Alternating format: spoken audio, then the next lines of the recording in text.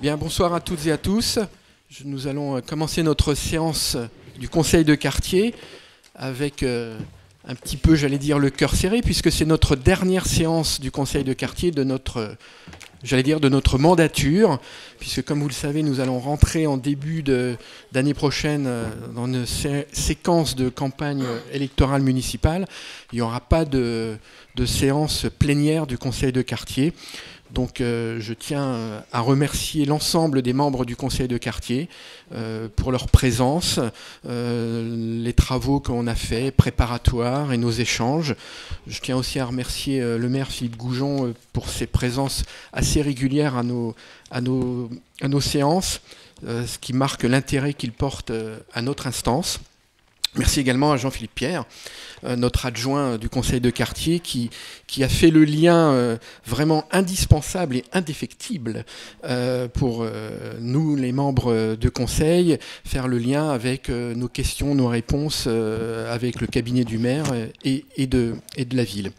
Nous avons toujours été libres dans nos choix de nos ordres du jour, et ça, c'est quelque chose de très important, je crois. Je garde d'avoir également une pensée pour notre collègue Daniel Marocco, qui était membre du conseil de quartier, qui était décédé brutalement l'année dernière, et bien évidemment, il nous manque. Mais notre mission ne s'arrête pas ce soir, parce que nous allons bien sûr continuer, même s'il n'y a plus de séance de plénière, nous sommes toujours là. Donc, mesdames et messieurs les conseillers de quartier, ce soir, ce ne sont pas encore les vacances. Nous allons continuer d'échanger entre nous et surtout de pouvoir répondre aux questions que nous recevrons de votre part et de pouvoir répondre aux attentes de nos riverains. Donc nous allons passer, je vais vous dire donc l'ordre du jour de notre séance que nous avons retenu. Donc dans un premier temps, nous allons avoir une rencontre avec le chef de la police municipale du 15e, avec comme intervenant M. Pierre-Olivier Tempier. Ensuite, nous avons le sujet sur la rénovation du centre sportif Armand Massard. Et nous allons terminer, j'espère pour 21h au maximum, sur un bilan de l'activité du conseil de quartier.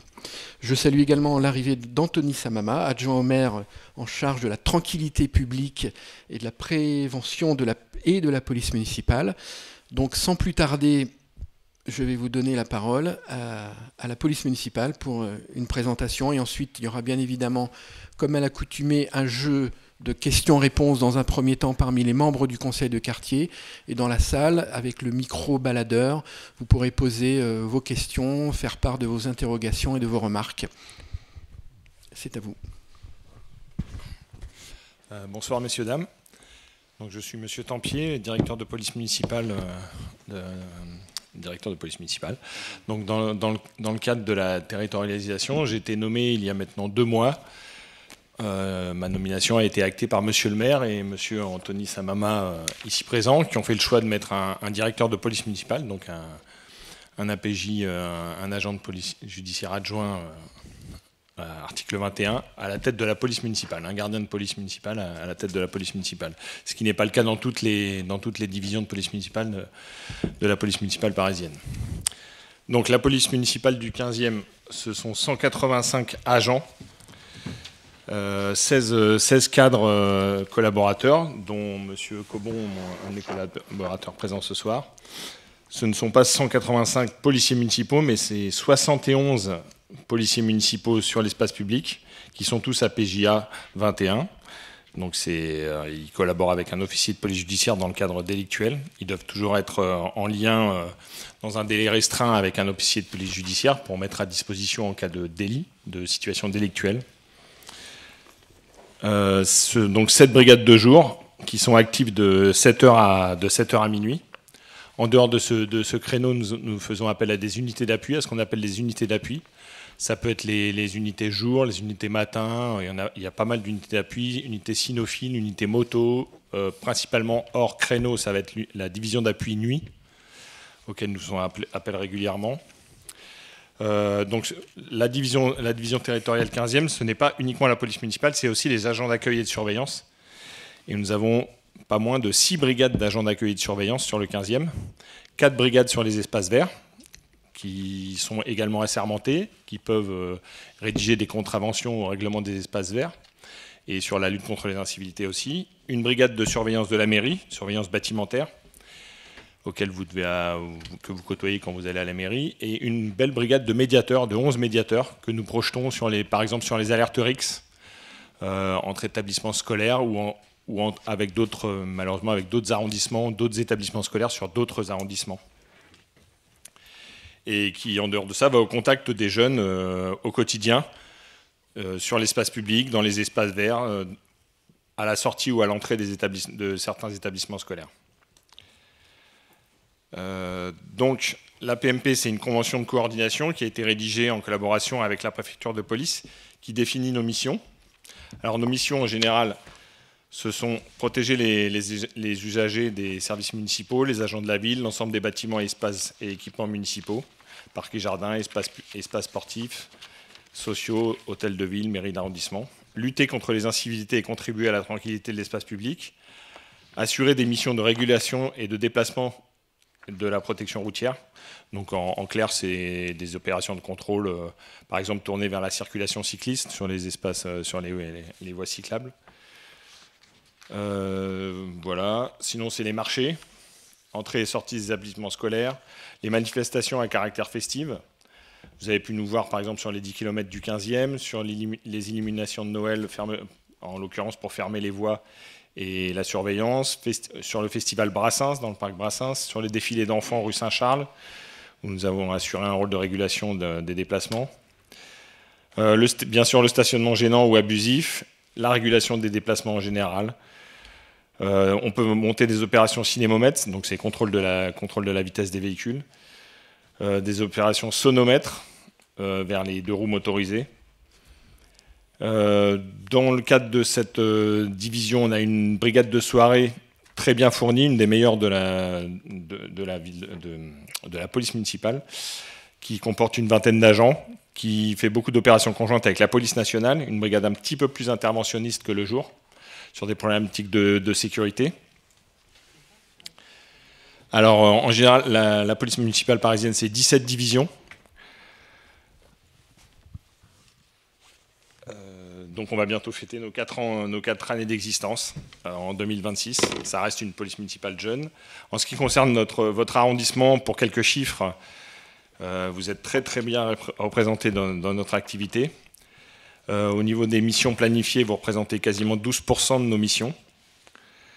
Même plus, 12,5% de nos missions. Donc c'est 645 missions sur 5000 missions planifiées. Vous représentez 645 missions planifiées sur votre quartier. En matière de régulation des déplacements, là vous êtes tout simplement le premier quartier.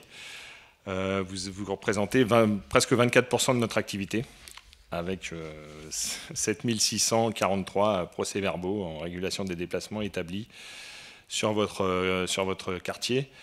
Je ne vous cacherai pas que la vidéo-verbalisation y prend une grosse part. Vous êtes quasiment à 50% de notre activité de vidéo-verbalisation en matière de voies de bus. J'imagine que c'est un des boulevards, ou boulevard Vaugirard, ou j'ai demandé mais j'ai pas eu de retour. Vaugirard. Donc 50% de la part de vidéo-verbalisation sur l'arrondissement. On voit l'efficacité de la vidéo-verbalisation. Mais enfin, il n'y a pas que ça. En SAS vélo, vous êtes à 24%. Il y a de très bons chiffres dans tous les domaines. Pour vous donner une idée, 2 roues sur trottoir, pistes cyclables, infractions liées aux véhicules, trottinettes qui apparaissent encore, à hauteur de 18%, étonnamment. Voilà, stationnement gênant, 15%. Alors en lutte contre les incivilités, vous êtes bien représenté aussi, avec quasiment 11% de notre activité. Et bon, après, c'est pas comparable, hein, parce que la lutte contre les incivilités, c'est des relevés d'identité, c'est des auteurs d'incivilité, c'est des personnes. Donc c'est plus complexe comme verbalisation. Donc là, on est à 305 procès-verbaux sur votre quartier, sur 2800 établis sur l'arrondissement. Donc tout ça, c'est des chiffres sur les 6 derniers mois, hein, depuis le dernier conseil de quartier. Voilà, sinon, on a quelques problématiques, essentiellement en nuisances sonores sur votre quartier. et personnes à la rue. On a une très belle... Ah oui, j'ai oublié de parler, on a une petite unité, on appelle ça la cellule technique personnes à la rue, qui a un premier champ d'intervention sur la problématique des personnes à la rue, qui va au contact des implantations, à un contact social, et éventuellement médiation pour déplacement s'il y a gêne ou nuisance, ou trouble à l'ordre public. Voilà. Mais on a une boîte à outils sociale bien précise qui nous dicte des interventions en fonction des cas sur les problématiques de personnes à la rue. Voilà, le plus complexe, pour être clair, c'est les tentes. C'est les implantations de tentes sur l'espace public, voilà, qui sont considérées quasiment comme un domicile, quoi. Ça regroupe toutes les affaires qu'une personne à la rue peut avoir encore en sa possession. Donc c'est plus l'intervention sur l'implantation d'une tente est vraiment la situation la plus délicate. Voilà. Je laisse Monsieur Samama s'il veut compléter. Merci pour cette présentation. Donc effectivement, Anthony Samama pour un complément. Et ensuite, il y aura le jeu des questions-réponses. Merci Pierre-Olivier. Je ne vais pas être trop long. Il y a déjà beaucoup de choses qui vous ont été dites par le nouveau chef de la police municipale du 15e. Juste de replacer ça dans un contexte un petit peu plus large. Dans le 15e arrondissement, la sécurité, c'est notre priorité absolue. On a la chance d'avoir un maire qui a dédié l'intégralité de sa vie publique aux questions de sécurité. Et donc on essaye de faire le maximum sur ce sujet avec la police municipale qui a été créée il y a quelques années maintenant, en 2021, qui monte en puissance. Monsieur Tempier l'a rappelé, 181 personnes qui composent cette direction de la police municipale, plus d'une 70, près de 80 policiers municipaux stricto sensu. Avec une équipe de soirée qui est nombreuse, fournie, qui fait des missions de sécurisation de l'espace public, qui intervient, des missions conjointes. On en a à peu près 2 par semaine entre la police municipale et la police nationale pour justement avoir ce complément de force et de bleu dans la rue. C'est notre objectif d'avoir de la visibilité et du bleu dans la rue pour rassurer, pour pouvoir intervenir le plus vite possible et pour être au contact des habitants. Sur la police nationale d'abord, effectivement, on est dans notre arrondissement, on a à peu près 300 policiers nationaux dans le 15e arrondissement. La question des moyens, elle est primordiale, vous le savez, et on se bat pour avoir le plus de policiers possible. On a réussi à avoir sur ces derniers mois 28 policiers nationaux supplémentaires. C'est beaucoup sur 300, c'est quasiment 10% des forces de police qui composent notre arrondissement. On en a eu 14 en septembre dernier, on va en avoir 14 en décembre, donc entre septembre et décembre, plus 28 policiers nationaux supplémentaires. Sur les caméras de vidéoprotection, alors ce n'est pas les caméras de vidéo-verbalisation qu'évoquait M. Tempier, celles-ci, elles sont dirigées directement par la ville de Paris à l'échelle centrale, mais les caméras de vidéoprotection qui sont reliées au commissariat de police, on en a eu 7 sur cette mandature. C'est peu dans l'absolu, on en compte 97 en tout dans le 15e, nous on aurait aimé en avoir au moins 2 fois plus, néanmoins c'est plus que dans tous les autres arrondissements réunis, c'est plus que dans le 17e, que dans Paris-Centre, que dans le 18e, 19e, etc. Et c'est grâce au combat qu'on mène au quotidien pour pouvoir en avoir le plus possible, étant donné notre conviction pour pouvoir effectivement les déployer et l'utilité que peuvent avoir ces caméras de vidéoprotection. La troisième chose que je voulais évoquer, c'est la lutte contre le trafic de stupéfiants, qui est aussi une de nos grandes priorités. Il y a, pas très loin de ce quartier, un point de deal qui a été démantelé avec l'implication de plus d'une 60aine de policiers sur du long terme. Une fois qu'on a démantelé le point de deal, le travail ne s'arrête pas là, d'abord parce que ça peut très vite être repris par d'autres, et donc on a une présence active sur le terrain. La deuxième chose, c'est les expulsions des logements sociaux. C'est quelque chose sur lequel on se bat aussi beaucoup au quotidien. Notre conviction, c'est qu'en effet, des logements sociaux ne peuvent pas être occupés par des délinquants, des familles de délinquants, alors qu'il y a des milliers de personnes, des policiers notamment, des infirmiers, des puéricultrices, des professeurs qui attendent pour avoir des logements sociaux, qui sont obligés de faire des heures et des heures de transport tous les jours pour venir sur leur lieu de travail. Et en attendant, on continue de loger des délinquants. Donc nous, on se bat pour les expulser et on y arrive. C'est long, c'est compliqué, c'est fastidieux, mais on a néanmoins des résultats. Et je crois qu'on est, au cours de cette mandature, sur les 6 ans qui viennent de s'écouler, les seuls à avoir réussi à obtenir des expulsions sur des problématiques de tranquillité publique. Et enfin, la troisième chose, c'est un nouvel outil qui est entre nos mains depuis le vote et la promulgation de la loi narcotrafic depuis juin dernier, quelques mois à peine.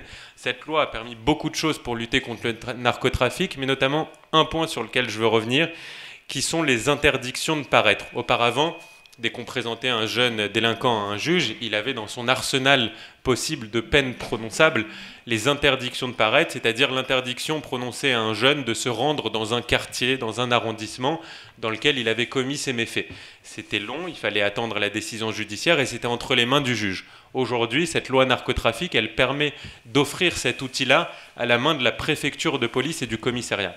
Et donc nous, on monte des dossiers très régulièrement pour que les délinquants du 15e aient ces interdictions de paraître et ne peuvent plus se rendre dans le quartier où ils avaient l'habitude de commettre leurs méfaits, de dealer et de vendre des produits stupéfiants. Et donc on a été les premiers dans tout Paris à développer ces interdictions de paraître contre des délinquants, contre des dealers de stupes qui aujourd'hui n'ont plus le droit de se rendre dans le 15e arrondissement, dans certains quartiers du 15e arrondissement, et on est très vigilant là-dessus, et si on les attrape dans un de ces quartiers, c'est 6 mois d'emprisonnement et 3 750 € d'amende. Notre politique, vous l'avez compris, c'est la grande fermeté, et je ne reviendrai pas sur les chiffres qu'a évoqué Pierre-Olivier Tempier. Sur la lutte contre les incivilités, c'est 224 opérations sur ces 6 derniers mois. Sur les opérations de tranquillité publique, c'est 180 opérations. Donc notre priorité, c'est effectivement la tranquillité publique, c'est le bleu dans les rues, c'est la lutte contre le chaos urbain, et on a évoqué brièvement les problématiques liées à la circulation au sens large, et notamment les vélos. C'est très bien d'encourager les mobilités douces, comme on dit. Néanmoins, il faut que chacun respecte le code de la route, et donc on mène des opérations quotidiennement pour faire respecter aux cyclistes le code de la route. Et c'est effectivement toutes les opérations liées aux nuisances au sens large que vous pouvez rencontrer. Ça peut être des nuisances sonores avec un bar en bas de chez vous qui va mettre de la musique jusqu'à pas d'heure. Ça peut être des groupes de jeunes qui traînent en bas de chez vous, qui ne sont pas forcément des dealers, mais qui sont des consommateurs de produits stupéfiants, qui vont traîner, etc. Ça peut être des épiceries qu'on fait fermer régulièrement aussi, qui sont souvent des points de blanchiment d'argent, ou en tout cas des points de fixation d'un certain nombre de jeunes qui vont pouvoir acheter des cigarettes à l'unité, acheter de l'alcool alors qu'ils sont mineurs, qui restent ouverts parfois à des heures indues. Et donc nous, on se bat pour les faire fermer. On a régulièrement des fermetures administratives qui peuvent être de 1 semaine, 15 jours, 1 mois contre ce type de commerce-là, pour justement mettre fin au blanchiment d'argent dans notre arrondissement. Et l'objectif sur ces mois à venir, c'est en effet de faire monter en puissance la police municipale, qu'elle soit plus nombreuse, plus présente dans la rue, et continuer à se battre avec la police nationale pour avoir plus de moyens et effectivement lutter contre les problématiques de délinquance et de lutte contre le trafic de stupes. Merci. Merci Anthony Samama pour ce complément d'information et ce message assez fort qui prouve bien que, bien sûr, c'est un sujet majeur pour le maire Philippe Goujon et que c'est une nécessité quand on rencontre l'ensemble des riverains ou même des commerçants. Juste avant de passer le micro autour de la table, on sait comment joindre la police nationale en allant au commissariat ou en téléphonant au 17.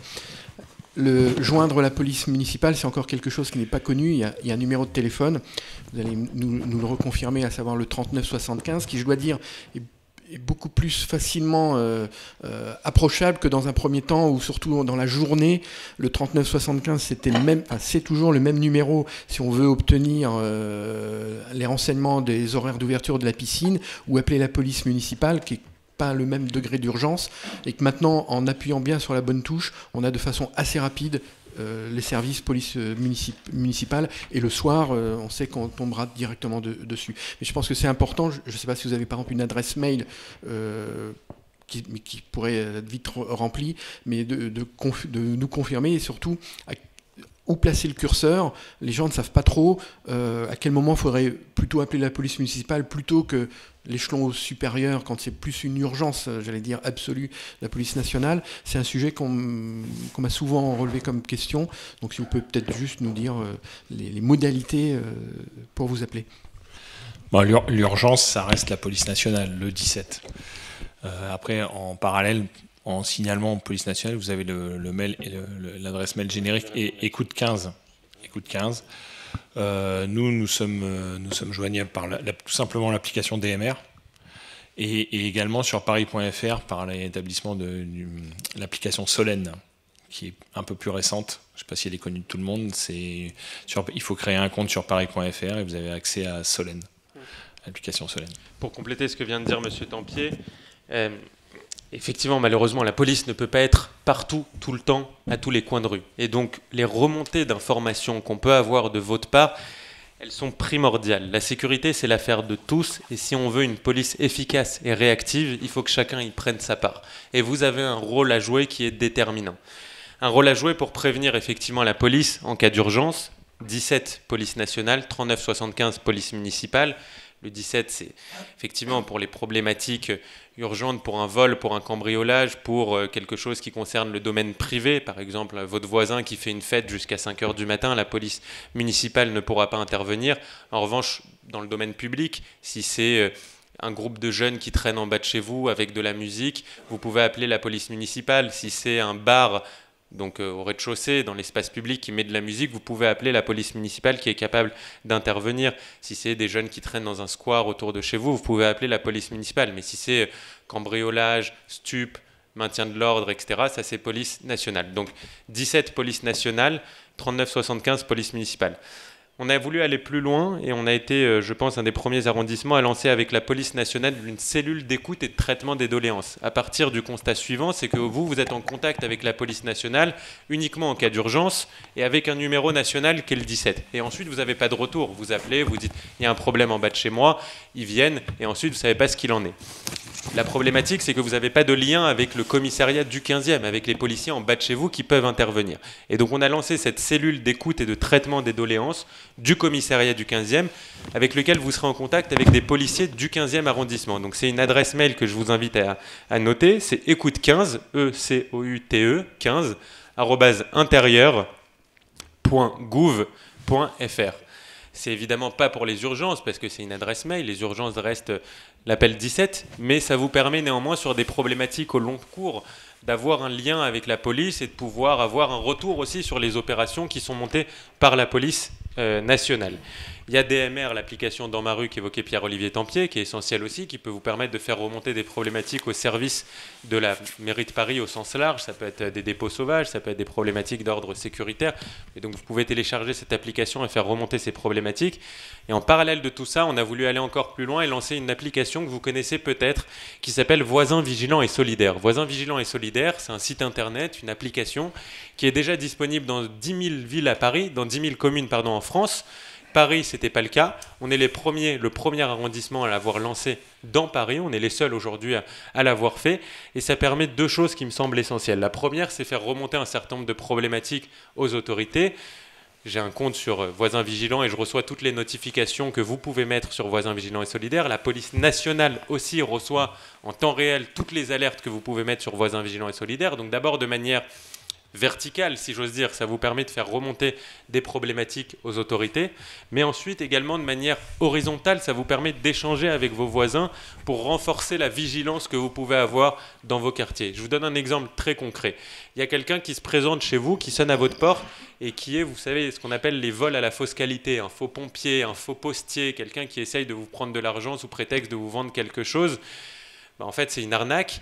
Vous êtes suffisamment lucide, vous savez que c'est une arnaque, vous lui fermez la porte au nez, vous pouvez soit appeler le 17 pour leur dire il y a quelqu'un qui vient de se présenter chez moi en se prétendant être une association lambda, mais j'ai bien senti que c'était une arnaque, le temps que la police vienne, il sera déjà parti, et donc malheureusement, ils n'arriveront pas à mettre la main là-dessus, sur cette personne-là.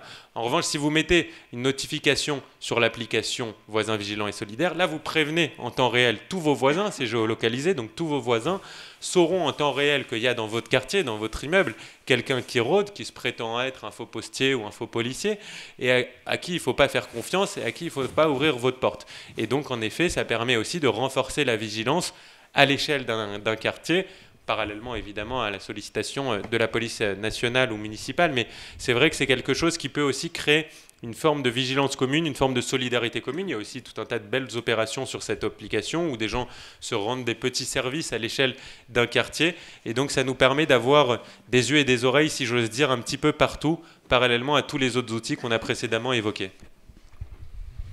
Merci. Des questions au niveau des membres du conseil de quartier? Il y a un micro. Oui, bonsoir plutôt. Monsieur Samama, vous avez répondu à la question en partie sur le fond, sur la question que je voulais poser.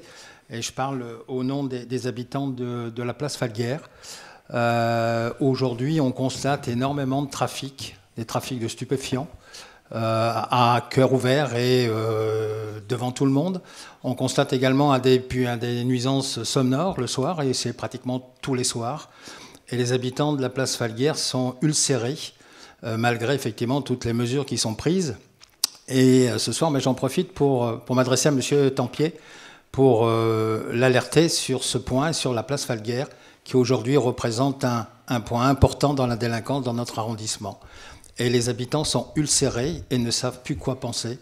Et la question qu'on me pose, moi, sans arrêt, je ne sais plus quoi répondre, c'est, alors je vais le dire avec humour, c'est que fait la police ? Et sincèrement, les habitants de la place Falguière sont véritablement ulcérés par cet état qui est visible par tous, et malgré des caméras qui sont également, elles, visibles et que tout le monde connaît. Et c'est un point important, je peux vous le garantir. Et véritablement, si je m'adresse à vous, M. Samama, et à vous, M. Tempier, pour vous alerter, c'est que c'est vraiment un point extrêmement sensible et délicat aujourd'hui. Je pense qu'on en a tous parfaitement conscience. C'est un des points de fixation durs de l'arrondissement et un des points prioritaires d'intervention de la police. Même si vous ne les voyez pas souvent, je peux vous dire qu'ils sont là quotidiennement. D'abord, il y a la BAC qui tourne régulièrement. Et pour tourner régulièrement avec eux, je peux vous dire qu'ils sont là. Ils sont évidemment en civil dans des voitures banalisées. Donc vous les voyez peut-être pas toujours. Mais je peux vous dire qu'ils rôdent dans le 15e arrondissement et singulièrement dans votre quartier. Pour avoir tourné régulièrement avec eux dans votre quartier, je peux vous dire que c'est le cas. Ensuite, la deuxième chose, c'est que le quartier Falguière, pour moi, il y a une problématique qui date depuis très longtemps dans ce quartier-là. D'abord, des logements sociaux dans lesquels on a entassé des familles à problème. Et donc, le point que j'évoquais tout à l'heure, avec effectivement les expulsions. Et je peux vous dire qu'il y a plusieurs dossiers d'expulsion. Je ne vais pas vous dire évidemment les familles, mais je peux vous dire qu'autour de la place Falguière, notamment au 48 Bargues, au 45 Procession, il y a effectivement des expulsions qui sont en cours, ou en tout cas des dossiers qui ont été montés pour des personnes qui sont connues par les services de police et qui s'adonnent à du trafic de stupéfiants. Ça, c'est la première chose. La deuxième chose, c'est la réhabilitation un peu plus globale de ce quartier-là, avec énormément de choses qui ont été entreprises par la mairie pour essayer de redynamiser le quartier. Il y a le service de police, évidemment, qui peuvent et qui doivent intervenir régulièrement, mais le travail, il est plus profond, il est d'ordre urbanistique, avec le conservatoire, avec la végétalisation qui est en train d'être faite, avec la dalle aussi, avec le marché qui a été déplacé et remis, qui a permis aussi de redynamiser le quartier. Donc il y a un travail qui est plus long et plus large sur cette problématique et sur le trafic à Falguière. Et enfin, le dernier point que je voulais évoquer malgré tout, c'est malheureusement, ils sont jamais là, mais c'est le rôle des services de justice, c'est-à-dire qu'on peut blâmer la police en disant on ne les voit pas. La police, je peux vous assurer qu'ils sont là et ils arrêtent les délinquants. Le problème, c'est qu'une fois que la police présente ces délinquants à une autre autorité, c'est ça le job de la police, c'est d'arrêter des gens, de les présenter à une autre autorité, en l'occurrence l'autorité judiciaire. Mais ensuite, c'est plus entre les mains de la police. Et c'est l'autorité judiciaire qui doit être ferme, condamner ces jeunes et s'assurer qu'on mette fin à cette spirale délinquante. Et quand malheureusement on n'a pas une réponse judiciaire à la hauteur des faits qui sont réalisés par ces jeunes-là, bis repetita, en fait, ces jeunes sont dans la nature le lendemain, ont un sentiment d'impunité et ça donne à nouveau à ces délits-là ou ces crimes-là. Et donc nous, ce qu'on fait, c'est qu'on travaille avec les services de justice, notamment la procureure de la République de Paris, pour pouvoir avoir des réponses qui soient les plus fermes possibles. Donc on essaye d'influencer, évidemment les juges du siège sont libres, mais on essaye à minima d'influencer les juges du parquet. On fait remonter des dossiers très précis, et notamment dans votre quartier, pour leur dire, regardez ce qui s'est passé ici, il faut qu'on ait à minima de la part du parquet une demande de condamnation qui soit la plus ferme possible pour couper cette spirale délinquante. Après, c'est eux qui décident. Donc j'ai bien conscience de ça.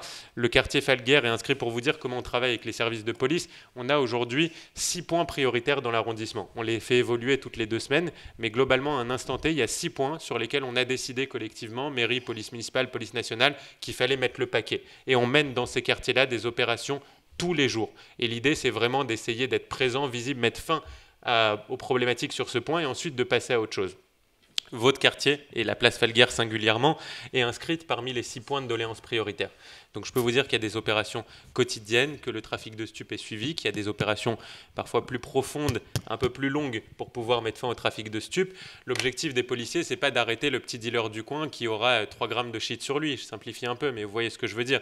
Ça va rien donner, on va le présenter à un juge, il sera libéré le lendemain. L'objectif, c'est de couper la tête du trafic de stupes et d'arrêter ceux qui tiennent le point de deal. Et donc pour ça, ça suppose de faire de la filature, de la surveillance. J'évoquais le point de deal qu'on a réussi à couper, qui est à Amiral Roussin. Je ne sais pas si vous voyez, pas très loin.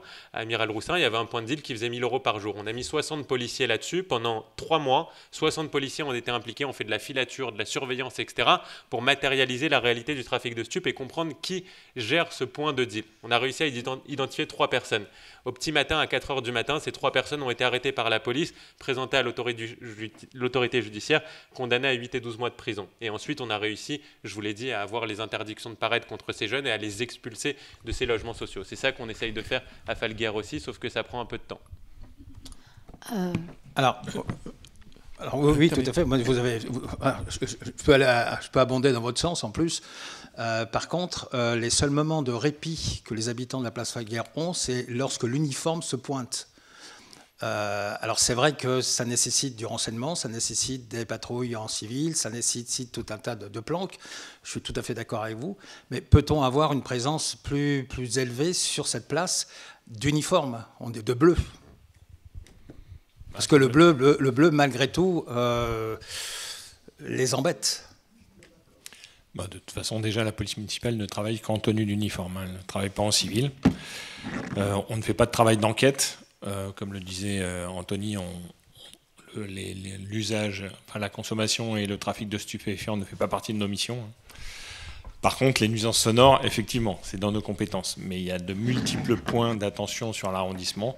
Falguière en fait partie, que je ne vais pas répéter ce qu'a dit M. Samama, mais on a 2 points d'attention, effectivement, en ce moment, qui sont traités à la fois en solo par la police municipale, mais aussi beaucoup en mission conjointe, de cellules d'études de traitement des doléances. Donc c'est en rapport avec Écoute 15. On a 6 points traités en ce moment et on a 2 points à proximité de la place Falguière. On est en train de regarder Delpera et la Brouste. On a 2 points actuellement. Donc on passe sur ce secteur. Après, la nuisance sonore, les regroupements de jeunes ne sont pas interdits, monsieur. Il faut qu'il y ait nuisance. Voilà. Et pourtant, c'est tous les soirs, à partir de 22h, 23h, c'est 20, 25, 30 personnes qui sont assis par terre ou sur les vélos et qui fument des produits qui sont illicites. Ça sent sur la place tous les soirs. Alors pour l'instant, on n'a pas d'intervention sur la consommation de stupes. Oui, je sais que c'est au bout de la sécurité, les amendes forfaitaires délictuelles, mais pour l'instant, on n'a pas ça. Mais la place Falguière est un problème, est un gros problème. Non, on est d'accord. Et on sait quand ils sont arrêtés, puisque quand ils sont arrêtés, pendant 8, 10, 15 jours, la place est impeccable. Et quand ils reviennent, parce qu'effectivement, ils sont relâchés par le procureur de la République ou par les juges d'instruction, effectivement, le trafic revient effectivement quand ils reviennent. Oui, c'est récurrent en plus. En tout cas, je vous remercie. Sujet compliqué, mais preuve qu'il faut effectivement ne rien lâcher parce qu'ils savent que la police sera là. Donc effectivement, ils vont revenir, mais la police est toujours là. Merci. Esther Mortagne pour une question. Oui, il y a aussi un problème aussi, boulevard de Vaugirard. Boulevard de Vaugirard, ce serait bien que vous passiez aussi parce qu'il y a des tentes avec des habitants. Le maire avait précisé d'ailleurs qu'on ne peut pas les virer parce que c'est leur propriété. Ça, c'est un peu compliqué. Le problème, c'est qu'ils sont sous crack. Et sous crack, il n'y a pas de substitut. Certains le sont. Et le problème qui se pose, c'est que j'ai un Aveyronais qui s'appelle Le Central et qui, lui, tous les soirs, voit des gens débouler sur le kebab qui est juxtaposé à lui. Et là, le kebab leur donne à manger. Donc, il y en a de plus en plus. Et ce n'est pas souvent des gens très clairs. Donc ça fait peur aux gens. Beaucoup de dames du quartier ne veulent plus sortir leur chien ou sortir elles-mêmes. Ça devient un gros problème parce que ça vient de la gare. Il y a quand même un sacré... et c'était pas comme ça avant. Donc même l'odeur du kebab monte chez les voisins au-dessus qui ont du mal avec l'odeur. Enfin, c'est mal fréquenté pratiquement toute la journée. Donc, on pourrait peut-être un peu voir ça.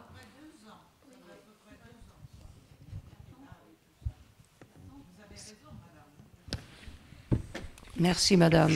Merci, madame. Sur ce sujet, je vais laisser répondre Anthony Samama, mais sachez que sur le problème des tentes boulevard de Vaugirard, puisque ce sont les tentes dont vous parlez, madame Mortagne-Grinda, donc à peu près devant le musée de la Poste, il y a une série de 3 ou 4. Donc Anthony Samama va dire un mot sur ce point-là, parce qu'on a fait une opération cet été qui a malheureusement échoué de par, j'allais dire, l'absence de soutien de la ville de Paris. Mais je te laisserai décrire la situation, parce que je crois qu'il faut qu'on soit très précis sur ce qu'on a fait, et tu sauras le faire mieux que moi, parce que tu étais aux commandes de l'opération avec la police municipale, mais aussi les services de la ville, mais aussi la police nationale, parce qu'on a quand même mobilisé énormément de monde sur cette affaire. Il faut savoir que le boulevard Vaugirard est devenu un endroit de plus en plus problématique. Alors ça vient aussi de la présence de la gare. La gare est un vrai sujet. Il faut savoir que dans la gare traînent un certain nombre de personnes et d'individus dans la journée. Oui, mais ça s'aggrave. Depuis l'augmentation du trafic avec... Non, mais la gare est quand même responsable de par le fait que la gare n'assure aucune sécurité à l'intérieur de la gare, ou de façon très mauvaise. Ils n'assurent pas non plus la sécurité devant la gare, alors qu'ils ont en charge la sécurité devant la gare et en particulier place Raoul-Dautry. Par ailleurs, il faut savoir que la gare ferme la nuit et que toutes les personnes qui restent dans la gare sont sorties de la gare. Et que vont faire ces personnes ? Elles vont en particulier s'installer sous tous les porches d'immeubles du quartier. Ah bah oui, monsieur, c'est quand même une réalité. On va pas mettre 200 ou 300 policiers toute la nuit uniquement autour de la gare. Il y a le problème de la rue Falguière, mais il y a bien d'autres problèmes. Il y a le problème de la place Falguière. Il y a plein d'autres problèmes dans le 15e. Et sachez qu'on a déjà mené plusieurs opérations. Une autre opération qu'on a menée à l'angle de la rue Bourdelle et de l'avenue du Maine, où vous savez que devant la boutique Harmonie, Harmonie c'est une compagnie de mutuelle, il y a des gens qui sont installés depuis des années et des années. Et on n'arrive pas à les mettre dehors. Vous savez pourquoi ? Parce qu'ils sont nourris par les gens de l'immeuble, qui les installent de façon durable, donc ils n'ont aucune raison de partir. La police municipale ou la police nationale fait des opérations, ils partent, 2 jours après ils reviennent. Tout simplement parce que les habitants de l'immeuble en question et des immeubles alentours entretiennent le système aussi. Alors, je veux bien, on essaye, on déploie des efforts vertigineux et considérables, et on n'est pas, et comme le disait Anthony Samama, c'est vraiment une priorité du maire, c'est une priorité de la police municipale, c'est une priorité de la police nationale, c'est une priorité d'Anthony Samama, c'est une priorité de chaque élu du 15e arrondissement, mais on n'est pas aidé non plus. On n'est pas aidé parce qu'il y a un système qui est entretenu. Pareil, boulevard Vaugirard, si je reviens à boulevard Vaugirard, il y a des gens qui viennent donner en continu de la nourriture devant les tentes, des gens qui sont installés depuis des mois et des mois et des mois. Mais ce sont des associations qui donnent ça. Pardon ? Oui, alors en plus il y a les associations. Alors je vais laisser la parole à Anthony Samama qui va nous expliquer l'opération qui a été conduite à l'été dernier, qui était une opération assez spectaculaire, mais qui ne nous a pas permis de régler le problème. Mais écoutez-le, parce que l'opération qui a été conduite mérite d'être soulignée, et il faut vraiment que vous réalisiez ce qui a été fait à ce moment-là pour nous séparer de ces 3 ou 4 tentes qui étaient présentes. Parce qu'il faut savoir que les occupants de cette tente ont des situations très particulières, il en parlera, mais aussi ils sont extrêmement agressifs.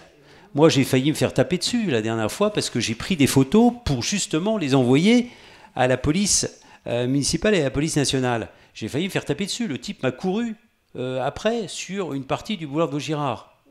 Donc voilà, donc ça peut plus durer. Ça ne peut plus durer tout ça. Ce boulevard devient dangereux quand même, c'est quand même important. Ouais.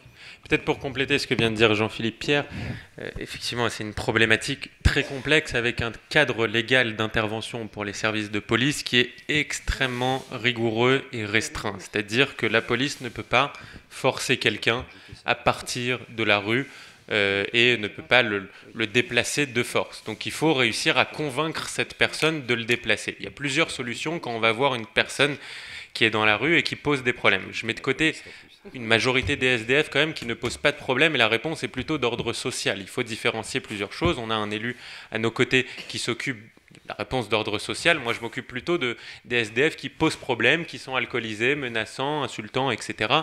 Et comment, avec la police, on peut répondre à cette problématique. Alors, sur cette problématique-là, effectivement, la police n'a pas le droit d'aller les contraindre de force à partir, et donc il y a plusieurs solutions. Soit on arrive à leur trouver un hébergement d'urgence.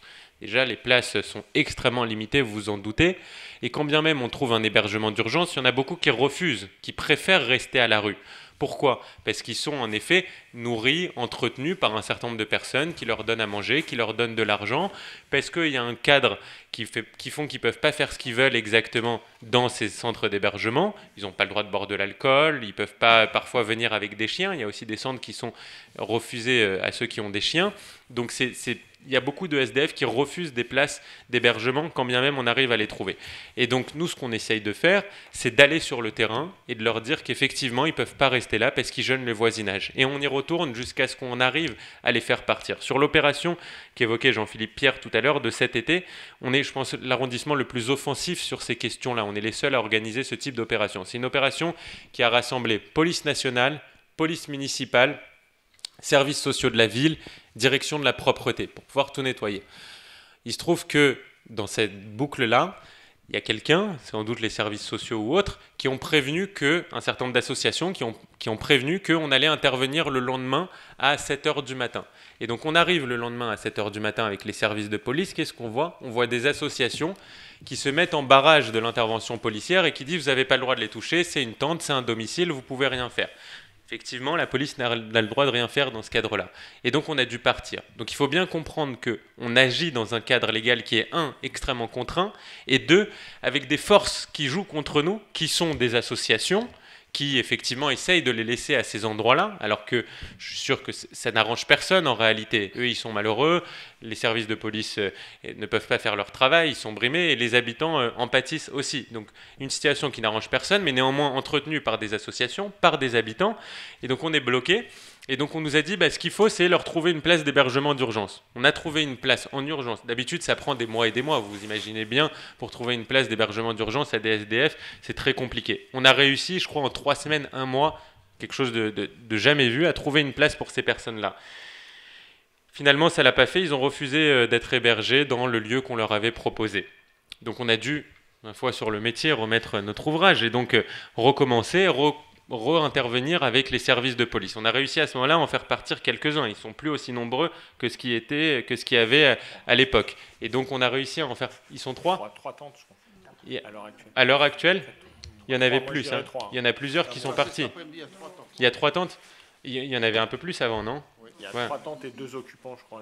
D'accord. Bon, on a réussi en tout cas à en faire partir un certain... Vous me confirmerez ça, vous êtes mieux placé, mais je crois qu'on a réussi à en faire partir effectivement un certain nombre et il y a encore un point de fixation avec un certain nombre de personnes. Donc qu'est-ce qu'on fait ? On intervient, on réintervient jusqu'à obtenir le résultat souhaité. Dans le 15e arrondissement, on arrive à peu près à résoudre 70% des problématiques liées à ce qu'on évoque. C'est vrai que dans les autres arrondissements, c'est en général plutôt 10-20%, mais ils n'ont pas la même volonté que nous, justement, de les expulser. Notre volonté, c'est l'expulsion, et on intervient avec la police jusqu'à obtenir le résultat. Parfois, ça prend un peu plus de temps que prévu. Alors, un instant, si vous allez... merci Anthony pour le rappel du cadre légal et qui est bien évidemment très strict et on voit bien qu'on ne peut absolument pas faire n'importe quoi et heureusement, mais il faut persévérer. Alors, il y a un micro dans la salle, monsieur qui avait comme... Ah, bien sûr. Je vais juste te dire un petit mot quand même parce que ces gens qui sont à la rue, c'est pas toujours par choix, c'est aussi des accidents de vie qui les emmènent là. Les solutions, il y en a certainement et pas suffisamment. Je rappelle quand même que M. Macron, en 2017, c'était une promesse de campagne, avait dit plus personne à la rue. La situation n'a fait qu'empirer au fil du temps. Aujourd'hui, la vie est difficile pour tout le monde. Les accidents de vie sont de plus en plus nombreux.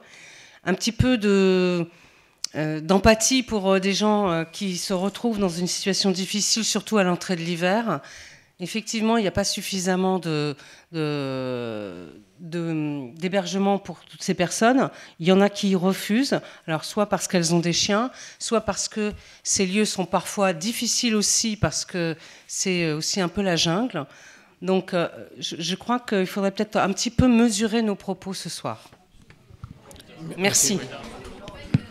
Je vais juste dire un mot. Je crois, on peut pas. Les gens qui habitent là, qui ont des appartements, ne peuvent pas non plus supporter tout ça. Il y a un moment donné. Oui. Non, je suis désolée, je suis pas d'accord parce que M. Samama fait tout justement pour dire qu'il y a des hébergements, il les refuse. Donc il faut quand même être objectif. Non, il faut être objectif. Là, tu n'es pas objectif du tout, Fatia. Je suis désolée. Ouais, les gens donnent à manger, alors vraiment. Prenez le micro, parce que là on vous Bonjour, excusez-moi.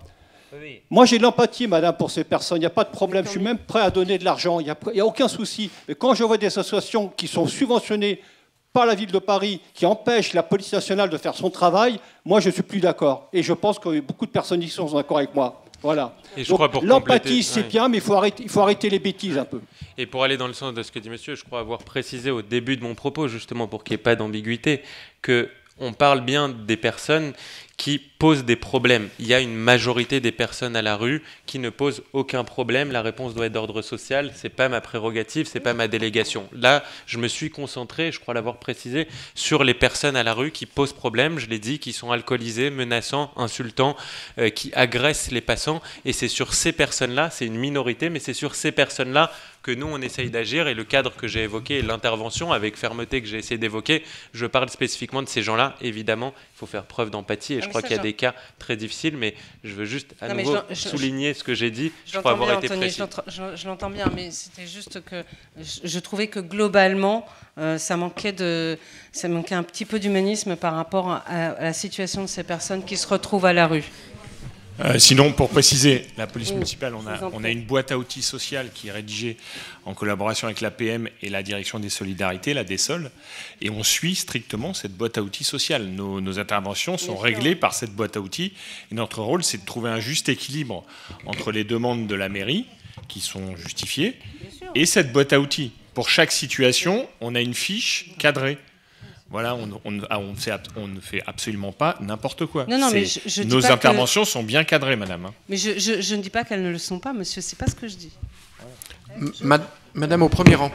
Je tiens aussi à dire, excusez-moi, qu'il y avait des centres d'hébergement avant où on prenait ces gens-là et que c'était à Nanterre. On en a déjà parlé avec monsieur Goujon, avec le maire, et malheureusement, madame Hidalgo les a fait fermer. Alors ça aussi, c'est un problème, excusez-moi. Non, pour vous donner un exemple, il y a un hall d'accueil pour les femmes en détresse et isolées, personnes à la rue, à l'hôtel de ville. Et je l'ai visité récemment, il y a 40 places. Quoi. Imaginez-vous, voilà, il y a un vrai manque de place. Je rappelle quand même que c'est quand même une prérogative de l'État. C'est l'État qui ne fait pas non plus, qui ne prend pas sa part aussi. On a quand même appris ce matin, avec un mécontentement immense, que l'on récupérait 150 migrants dans le gymnase Keller, qui sont arrivés ce matin dans le gymnase Keller en provenance du 20e arrondissement. Voilà. Donc je peux vous dire que ça ne nous fait pas plaisir de récupérer 150 migrants du 20e arrondissement qui viennent dans un gymnase, qui est le gymnase Keller, qui en plus de ça va nous empêcher d'avoir des activités sportives pour nos jeunes pendant toute la durée de l'occupation du gymnase par ces migrants. Et vous vous en souvenez certainement, cet été, pendant 2 mois, le gymnase de la Croix-Nivert a été occupé par 150 migrants, Anthony, qui ont laissé les lieux dans un état déplorable, puisqu'on a été obligé de laisser le gymnase fermé pendant la rentrée scolaire, parce que les sanitaires étaient détruits, et que pendant 2 mois, on a fait marcher le climatiseur à fond du gymnase. Vous croyez que c'est normal tout ça? Voilà. Voilà ce que l'on vit aussi, nous les élus, dans le 15e. Donc voilà, on est mis devant le fait accompli des services de la ville de Paris. C'est la vérité. Bon, alors... Madame au premier rang, quel micro? Bonjour. Bon, c'est un vaste problème de toute façon, à la fois de sécurité, de surveillance et bon, de tranquillité dans les espaces publics, on est bien d'accord. Le jardin des plats là, qui a été refait, alors est-ce qu'il est surveillé? On nous avait dit que c'était contrôlé, surveillé, qu'on le fermait le soir. Finalement, c'est très très près du problème que vous avez soulevé tout à l'heure. Non, moi je me pose une question. Lorsque vous évacuez des personnes de l'HLM ou de l'appartement, sous prétexte qu'ils sont problématiques, hein, qu'ils sont des personnes qui sont des dealers éventuellement, entre guillemets. Alors, vous les expulsez, où vont-ils? Première question. Deuxième question, non mais ça m'intéresse quand même, hein, parce que donc vous les lâchez dans la nature. Deuxième point, lorsque vous les évacuez, interdiction d'arrondissement, donc vous les jetez du côté du 14e ou du 13e ou du 19e ou j'en sais rien, mais plus dans le 15e. Alors moi j'aimerais bien savoir quelle est la philosophie de ce travail. Bon, je veux bien que dans un premier temps, vous expulsiez les gens des HLM, etc., des familles problématiques, ou de ces délinquants qui n'ont plus droit de cité dans le 15e pour des raisons extrêmement légales de votre point de vue. Mais où vont-ils?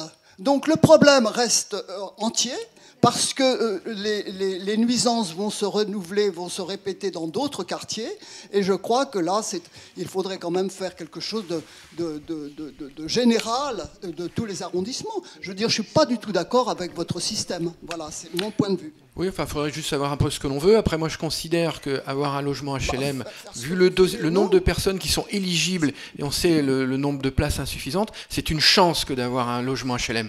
Donc, si on ne respecte pas, j'allais dire, le règlement intérieur de la vie commune dans un HLM, ben, je suis désolé, on part.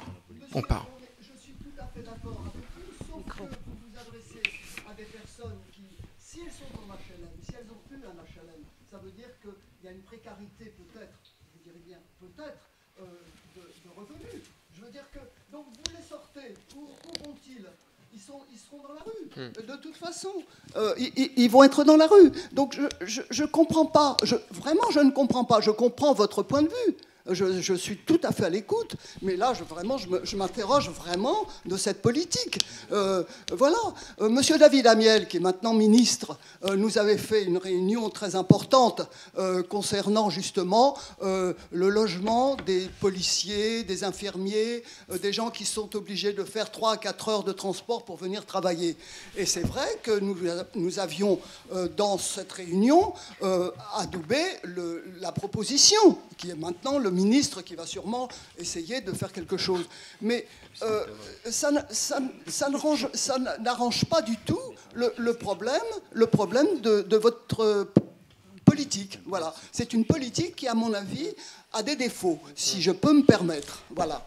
Par contre, moi, je respecte complètement le travail de la police municipale, qu'on voit beaucoup dans le 15e, moi, je trouve. Merci, en tout cas, parce que je trouve que vous êtes là souvent. Vous achetez des petits pains au chocolat, d'ailleurs, boulevard Pasteur, de temps en temps, je vous vois. Mais non, mais c'est vrai. Je veux dire, moi, je suis dans le quartier.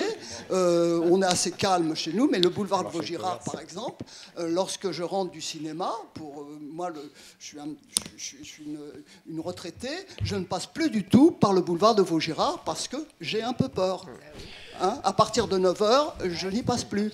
Hein, je reprends ma rue de boulevard du Montparnasse et je rentre par la rue de Vaugirard. Je me fais une petite marche à pied supplémentaire, mais pour ma sécurité. Voilà. Oui. Entre autres. Vous dites, madame, qu'effectivement, on les laisse dans la nature. Et la jours. question que vous posez, c'est est-ce qu'on ne se contente pas finalement de déplacer le problème, en quelque sorte? Vous savez, moi, ma conviction la plus profonde, c'est que la place de ces personnes-là, c'est en prison. Et donc, à partir du moment où on a des juges qui, en effet, on parle de dealers, hein, tout ça se fait dans un cadre légal extrêmement contraint à nouveau. Je veux dire, c'est pas un jour votre serviteur qui décide de dresser une interdiction de paraître contre un jeune parce que sa tête ne me revient pas. Non, c'est des choses qui sont cadrées, demandées par la préfecture de police, sous autorité judiciaire, qui sont limitées géographiquement et limitées dans le temps. Ce n'est pas des interdictions de paraître qu'on peut dresser à tout va à n'importe qui. Donc c'est dans un cadre extrêmement précis, contre des personnes qui ont manifestement enfreint les règles de manière substantielle. Pour qu'on dresse une interdiction de paraître, c'est que c'est des gens qui tiennent des points de deal dans un quartier entier, qui nourrissent en shit et en cannabis des quartiers entiers, et donc en effet, leur place, c'est en prison. Et donc on peut se dire, très bien, c'est le rôle de la justice doit les condamner. Il se trouve que moi je ne suis pas juge, et donc on peut déplorer l'état de laxisme de la justice. À partir de ce moment-là, qu'est-ce qu'on fait? Soit on reste les bras croisés, et on dit très bien, on se défausse, c'est le rôle de la justice, chacun son job, soit on se dit, qu'est-ce qu'on peut faire à notre échelle? Nous, on n'est qu'une mairie d'arrondissement. Vous savez, on n'est pas une mairie de plein exercice, les pouvoirs d'une mairie d'arrondissement, ils sont relativement limités. Donc on essaye de se battre à notre échelle, madame, pour faire ce qu'on peut dans notre arrondissement. Et quand on essaye de faire ça dans le 15e, en effet, moi je considère qu'une famille qui héberge un dealer et qui est un point de nourrice pour pouvoir abreuver en shit ou en cannabis un quartier entier, effectivement, ils n'ont pas à avoir un logement social. Un logement social, c'est des droits et des devoirs, madame. Et donc quand on ne respecte pas les devoirs qu'on a, eh bien, on part du logement social. Ensuite, où ils vont, comment ils vont loger, la précarité dans laquelle ils sont, très bien, c'est leur problème, madame. Il ne fallait pas déjà héberger un dealer et avoir un point de stupéfiant chez soi. Chacun son problème et on assume ce qu'on fait. On ne peut pas tout demander à la société, on ne peut pas tout demander à l'État. On ne peut pas demander un logement social et en même temps avoir un point de deal, madame.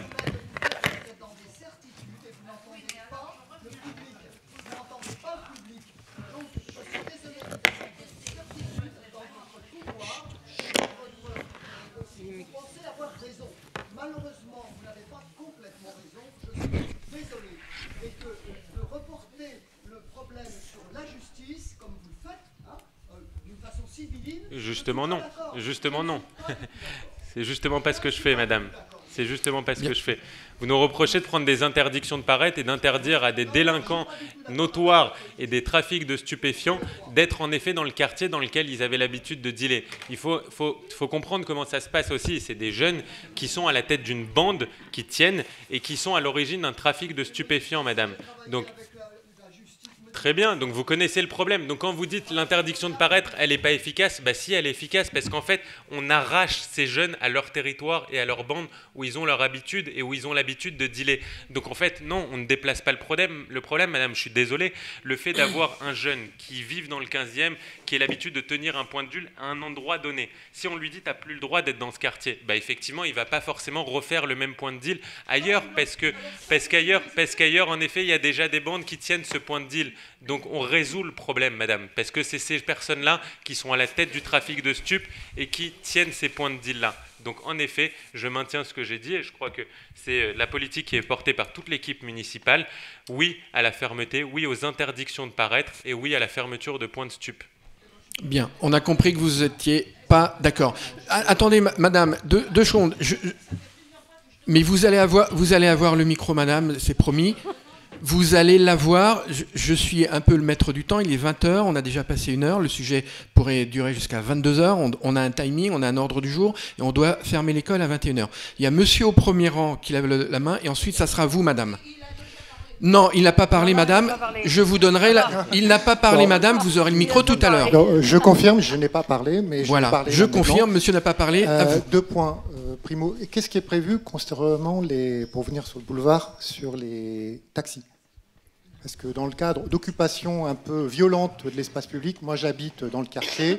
Tous les soirs, je suis obligé de klaxonner pour qu'on laisse mon entrée à ma place de parking dans un endroit qui est strictement interdit, qui est bien indiqué. Donc les taxis, j'ai compris que depuis une histoire des aéroports, ils ont tous débarqué à Montparnasse, mais il y a quand même des quantités mais monstrueuses, voire parfois en double fil.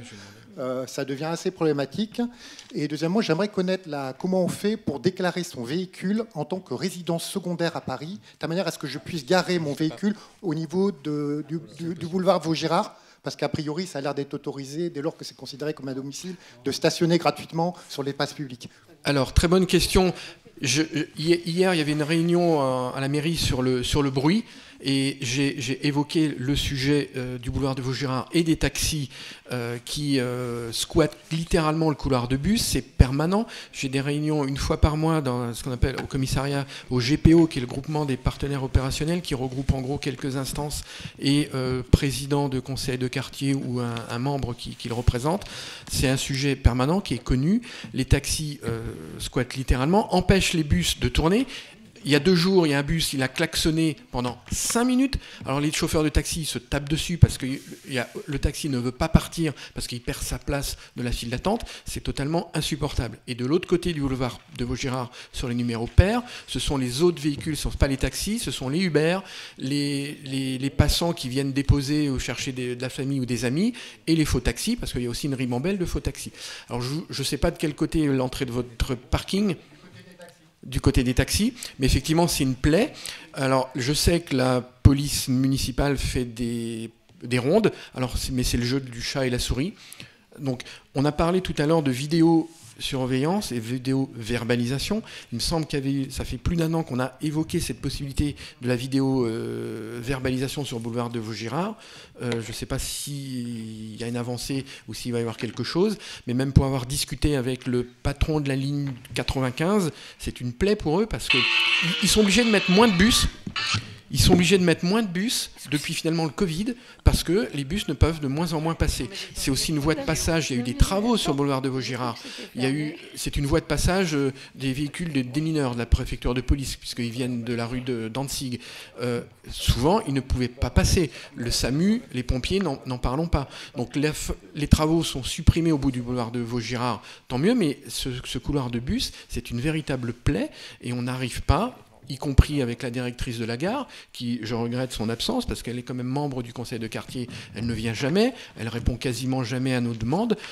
Quand on monte en haut de la gare Montparnasse, il y a 18 voitures pour les taxis. Il y a des emplacements où c'est des véhicules du personnel, donc c'est à elle de se débrouiller pour rendre une fluidité plus importante, parce que s'il y a des taxis, c'est parce qu'il y a des trains. S'il y a des trains, c'est elle qui est en gros responsable des allées-venues. Et pour votre question sur le stationnement des véhicules dits secondaires ou autres, il n'y a aucune solution, sauf si je me trompe, d'avoir droit à un accès au stationnement résidentiel. Si la police municipale peut confirmer, je crois que ça n'existe pas. J'avoue que je ne suis pas expert sur ce domaine-là. Par contre, je peux vous répondre sur les taxis.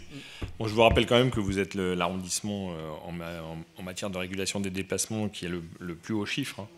On est à 24% du total des verbalisations en régulation des déplacements, dont le stationnement gênant fait partie, les voies de bus fait partie. Sur tout l'arrondissement, sur 32 000 PV, on est à presque 8 000 PV uniquement sur votre quartier. Donc il y a une vraie action de la police municipale sur la régulation des déplacements et sur tous les domaines qui la comportent sur votre quartier. Donc il y a de ce côté-là. Après, j'ai effectivement pas le détail pour le boulevard Vaugirard, mais mon collaborateur présent connaît apparemment le problème. Et effectivement, j'ai lu ça dans le compte-rendu j'ai reçu le compte-rendu de votre réunion d'hier soir, et j'ai vu ce problème-là, donc ça date d'hier soir. Mais oui, on va diriger des patrouilles, je vous le confirme, sur le stationnement gênant de la voie de bus. Après, en vidéo-verbalisation, je ne pense pas que ça marche, parce que les taxis ont le droit d'emprunter les voies de bus. Donc Sauf s'ils sont arrêtés avec la lumière verte, parce qu'il y en a quand même qui mangent leur sandwich et qui roupillent. Donc je ne suis pas sûr que l'opérateur de vidéo-verbalisation fasse la différence entre circulation et stationnement. Oui, mais quand il y a le PV qui tombe, après, effectivement, parce que le problème de la vidéo-verbalisation, c'est qu'il y a le PV qui tombe et après, il faut le contester. Mais au bout d'un moment, quand il y a des amendes qui tombent, parce qu'il y a peu de sanctions, vous passez, c'est le gyrophare, les voitures partent, 5 minutes une fois que vous êtes parti, ils reviennent. Ce qu'il faudrait, c'est à un moment donné... Ah non, on verbalise. Si on passe et qu'on est 20, ça ne sert à rien. Il est faible, le chiffre. Il est très faible, le chiffre. Après, je sais que c'est compliqué de verbaliser les 50 voitures. Mais... Vous êtes le quartier le plus verbalisé de l'arrondissement. J'ai les chiffres en face des yeux, je peux vous les donner si vous voulez. Merci. Il y avait... oui. Juste vous répondre sur l'histoire du stationnement pour les véhicules de résidence secondaire, puisque vous n'êtes pas en résidence principale à Paris. Bon, dans le précédent mandat, c'était possible, et depuis le dernier mandat de Mme Hidalgo, c'est plus possible. Elle a supprimé le stationnement pour les résidences secondaires. Donc si vous n'êtes pas en résidence principale à Paris, vous ne pouvez pas bénéficier d'une carte de stationnement comme l'ont les résidences principales. Donc voilà, il n'y a plus qu'à vous garer dans un parking ou payer votre parking. Moi, j'y suis pour rien. Moi, je ne suis pas conseiller de Paris. C'est pas moi qui vote c'est pas moi qui vote et j'appartiens pas à la majorité municipale de Mme Hidalgo. Donc je déplore, comme vous, ce système où les gens qui ont malgré tout un appartement à Paris et qui viennent à Paris régulièrement ne peuvent pas se garer comme ceux qui ont une résidence principale. Je le déplore comme vous. Mais bon, c'est pas moi qui dicte la politique sur le stationnement à Paris. Je suis désolé. Alors, madame, vous avez le micro. Oui, alors attendez. Oui, moi, je vais revenir sur le boulevard de Vaugirard. Je ne vais pas être longue. C'est pour ça que je voulais intervenir. Pardon ? Mettez bien le micro près de votre bouche parce que sinon on n'entend pas. Je ne vais pas l'avaler quand même. Bon, simplement, je reviens donc sur les tentes du boulevard de Vaugirard qui sont immondes. Et je voulais dire tout à l'heure que justement, quand il faisait très chaud, les chaleurs, etc., ça risque de faire des problèmes sanitaires. Ça risque de... D'abord, on a des rats. Ça attire les rats. Hein. Et là, que compte faire la mairie pour ce genre de problème sanitaire qui existe tout au long de l'année, d'ailleurs, mais encore plus quand il fait chaud. Merci. On a, pour ce qui est des implantations personnes à la rue, on a une mission une fois par semaine, en collaboration avec un sous-traitant de la DPE qui fait le tour de toutes les implantations personnes à la rue, les plus grosses implantations de l'arrondissement, et on fait ce qu'on appelle un nettoyage de chambre, c'est-à-dire qu'on maintient dans un état de salubrité correct, et on enlève tous les éléments qui ne sont plus utilisés et qui ne sont pas indispensables à ces personnes à la rue, comme, je ne sais pas, une table, des chaises. On touche bien sûr pas aux tentes, on vous l'a déjà dit. À part quand elles sont abandonnées, insalubres, ou au bout de plusieurs à l'aide de fiches de passage. En fait, on dépose des fiches de passage. Et il n'y a pas de nombre exact de fiches de passage, mais quand on a vraiment la preuve qu'elle est abandonnée et aussi insalubre, on peut quand même enlever une tente. Mais il faut vraiment que l'abandon et l'insalubrité soient caractérisés. Mais en dehors de ça, on enlève tout ce qui est autour. Voilà. S'il y a une vraie installation en matière de table, chaise, je ne sais pas, matelas, on enlève. Non, dératisation, non. On fait nettoyage au Karcher. C'est un sous-traitant de la direction de la propreté de l'environnement. Une société sous-traitante qui nous accompagne avec un chef d'équipe du nettoiement. Et en collaboration, on intervient, nous on sécurise, on traite socialement, on prend contact et on maintient dans un état de salubrité et on enlève bien sûr des éléments d'implantation, beaucoup d'éléments d'implantation et on arrive, toujours dans le respect de la boîte à outils sociale, à supprimer certaines implantations à force de passer, mais surtout celles qui sont gênantes, qui vont être devant des sorties de secours, devant des établissements scolaires. Voilà, je prends les exemples les plus marquants qui vont poser des problèmes à côté d'établissements sensibles, on va dire. Bien, merci. Je crois que nous allons clôturer ce sujet parce que le temps passe. Un grand merci à la police municipale pour votre présence, les explications et surtout, on sait que vous prenez note régulièrement des sujets qui vous sont remontés et comme on dit, on nage pas parce que la thématique de la tranquillité publique est vraiment un sujet majeur. Donc merci beaucoup. Nous allons passer au sport maintenant avec la présentation de la rénovation du centre sportif Armand Massard. Donc pour cela, je vais vous donner la parole pour votre présentation. Du coup, bonsoir à tout le monde. Je me présente Maxime Dervin. Ça sonne bien, ouais, ça a l'air. Je suis à la direction de la construction publique de la ville de Paris et plus spécifiquement au service de l'énergie. Donc on s'occupe principalement de gérer les contrats d'énergie de la ville, d'entretenir et d'exploiter du coup les centres thermiques et pour la part qui m'incombe, c'est de rénover en tout cas les centres thermiques et les systèmes de ventilation dans l'ensemble des établissements gérés par la ville, dont la piscine Massard. Donc, pour rappel, les travaux qui se sont déroulés et qui ont entraîné la fermeture de la piscine Massard, ils viennent en fait d'un problème de trichloramine sur le bassin principal, là où il y a les maîtres nageurs qui travaillent et également du coup les enfants qui se baignent, et également de problèmes de ventilation et de non-conformité de ventilation qui étaient régulièrement régulièrement signalés par les maîtres nageurs et par les usagers.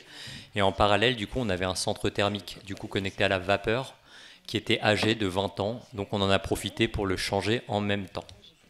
Donc le programme de travaux, il était assez simple, c'était de changer les centrales de traitement d'air, dont la principale qui est au-dessus du bassin, et également du coup de changer les éléments de la centrale vapeur, et en parallèle du coup de retirer des nouveaux réseaux de ventilation dans les bureaux et dans les vestiaires pour remettre aux normes en tout cas toute la ventilation de la piscine. Donc le planning initial qu'on avait, il était prévu du 15 juillet au 15 novembre.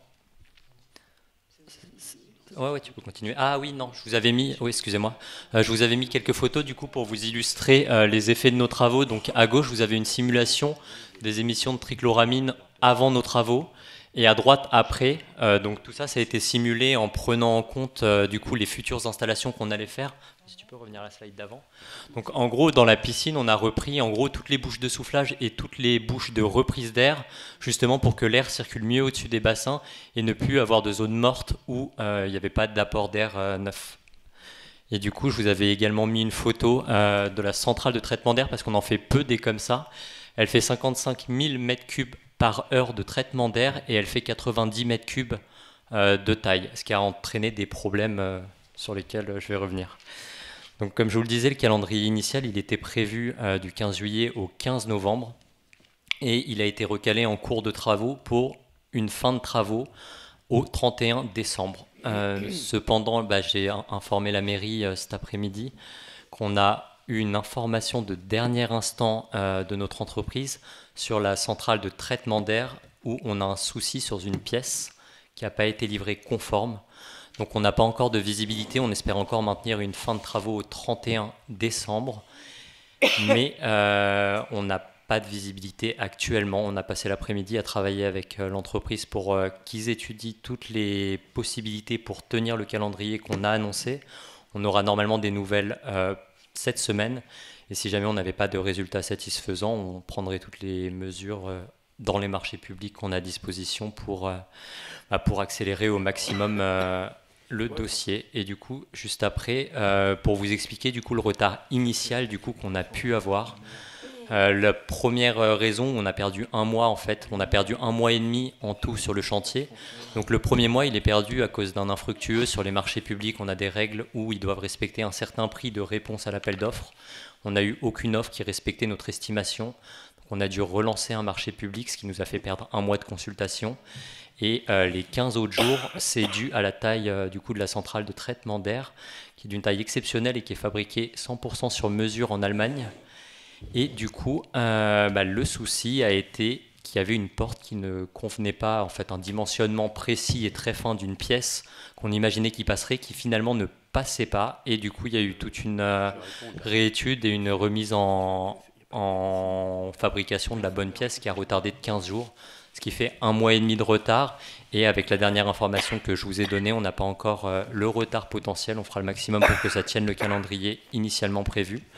Mais à ce stade, en tout cas, on n'a pas de visibilité. On tiendra la mairie informée des réceptions des informations auprès de l'entreprise. Bon, eh bien, moi je vais intervenir parce que on est foudrage.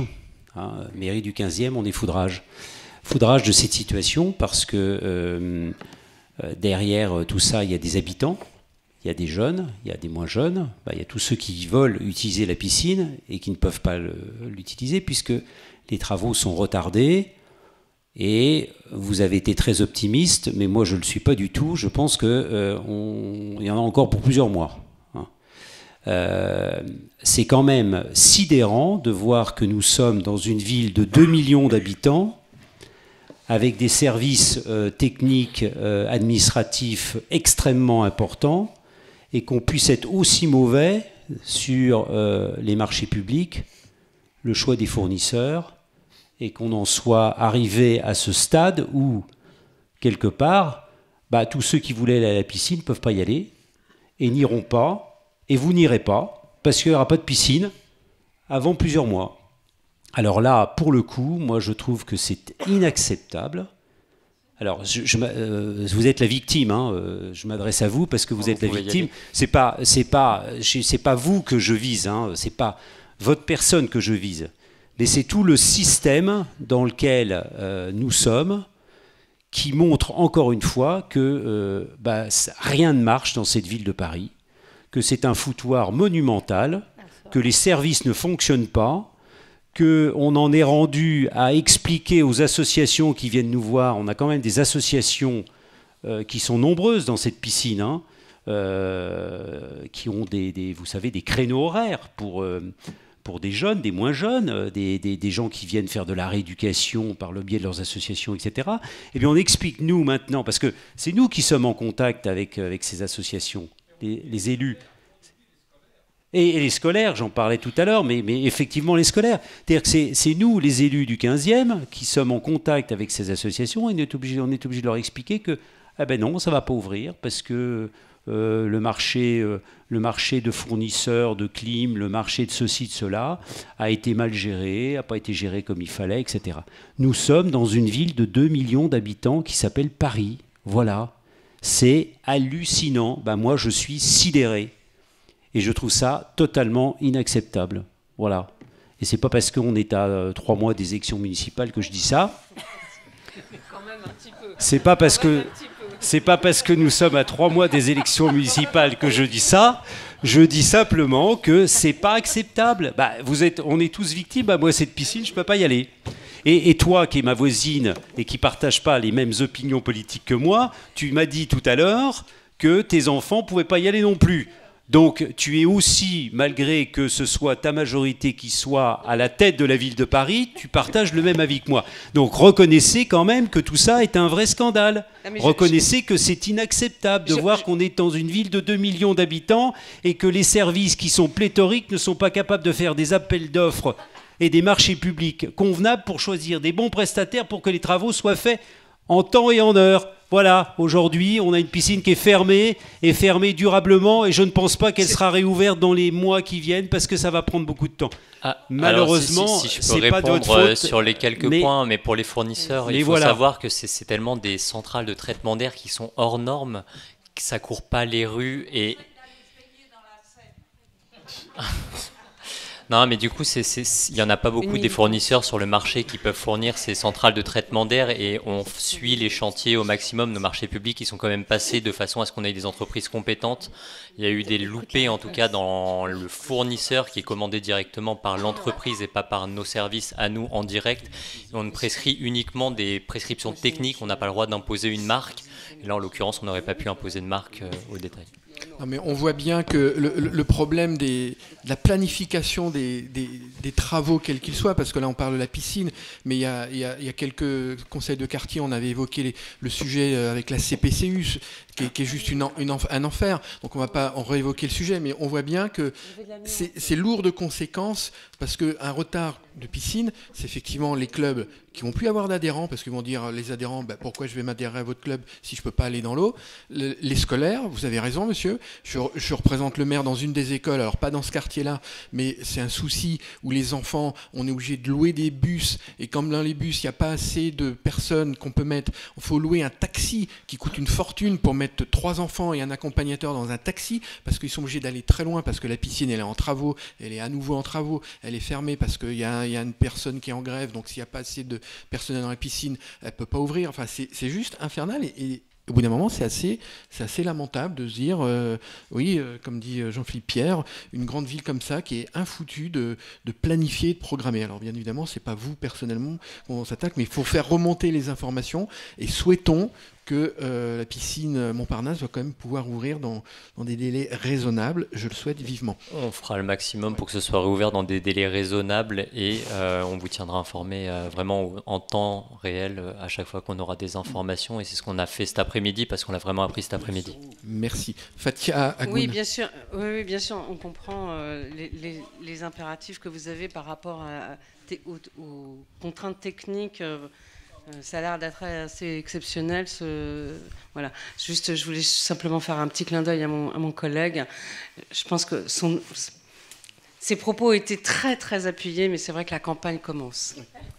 Merci. Bonne campagne à tous. À tous, absolument. Un micro pour monsieur. Je parle au monsieur du service technique. J'ai rien contre vous. J'espère qu'il y aura de l'eau chaude aussi. Parce que dans les douches de Massard, c'est une catastrophe. Il n'y a pas que il y a 3 bassins. Il y a un 33 à 25, un petit bassin, mais les douches, c'est catastrophique. Hein. Moi, je fais partie d'une association qui nage là-bas, comme d'autres ici. Et c'est vrai que le soir, pour prendre des douches, c'est l'eau froide. Ok, du coup, ça, c'était la situation avant travaux. Oui. On en reparle après, on échange à ce sujet-là. Faites le point maintenant, parce que si ça met comme le temps d'aller chercher une machine en Allemagne, à mon avis... Non, pour l'eau chaude, ce ne sera pas une machine en Allemagne. En Suisse, peut-être? Non, c'est des ballons plus généraux pour l'eau chaude en général. Oui. Merci pour cette présentation. Je suis un peu effaré quand même par le planning que vous nous avez présenté. Mon enfant est à la piscine Massard via une association pour prendre des cours le vendredi. En juin, ça nous était annoncé que effectivement il y aurait des travaux, mais que les cours reprendraient en septembre. Vous nous annoncez que c'était finalement prévu dès le début en novembre. J'ai du mal à comprendre comment les associations ont pu avoir une communication dans ce sens sur des travaux qui finalement ouvriraient jamais avant. Donc, alors, 2026 en fait. Ouais, je pense que c'est plutôt ça. Non, le vrai planning, c'est pas 2026. Parce que... Mais très franchement, c'est pas possible qu'on ait. Enfin, ça me paraît impossible qu'on ait annoncé début septembre, vu la taille des travaux et vu les délais de fourniture, le calendrier que j'ai vu initialement. J'ai le mail dans mon téléphone qui dit que d'ailleurs le planning a été décalé au 15 novembre, comme vous avez dit. Ça, c'était avant les vacances de la Toussaint. Mais initialement, on avait annoncé en 2 mois les travaux. Vu les travaux que vous présentez, j'ai du mal à comprendre comment vous avez pu le faire. Je pense vraiment pas qu'on ait annoncé 2 mois, je sais pas d'où vient l'information. Je vois pas l'intérêt de l'association de nous dire que les cours reprendraient en septembre non plus. Je vais pas mobiliser la parole, mais pour rejoindre ce que disait monsieur en orange, ça a quand même été annoncé aux associations comme une ouverture à l'automne. Hein. Et donc aujourd'hui, on n'est pas à l'automne, mais on est en 2026. On est bien d'accord.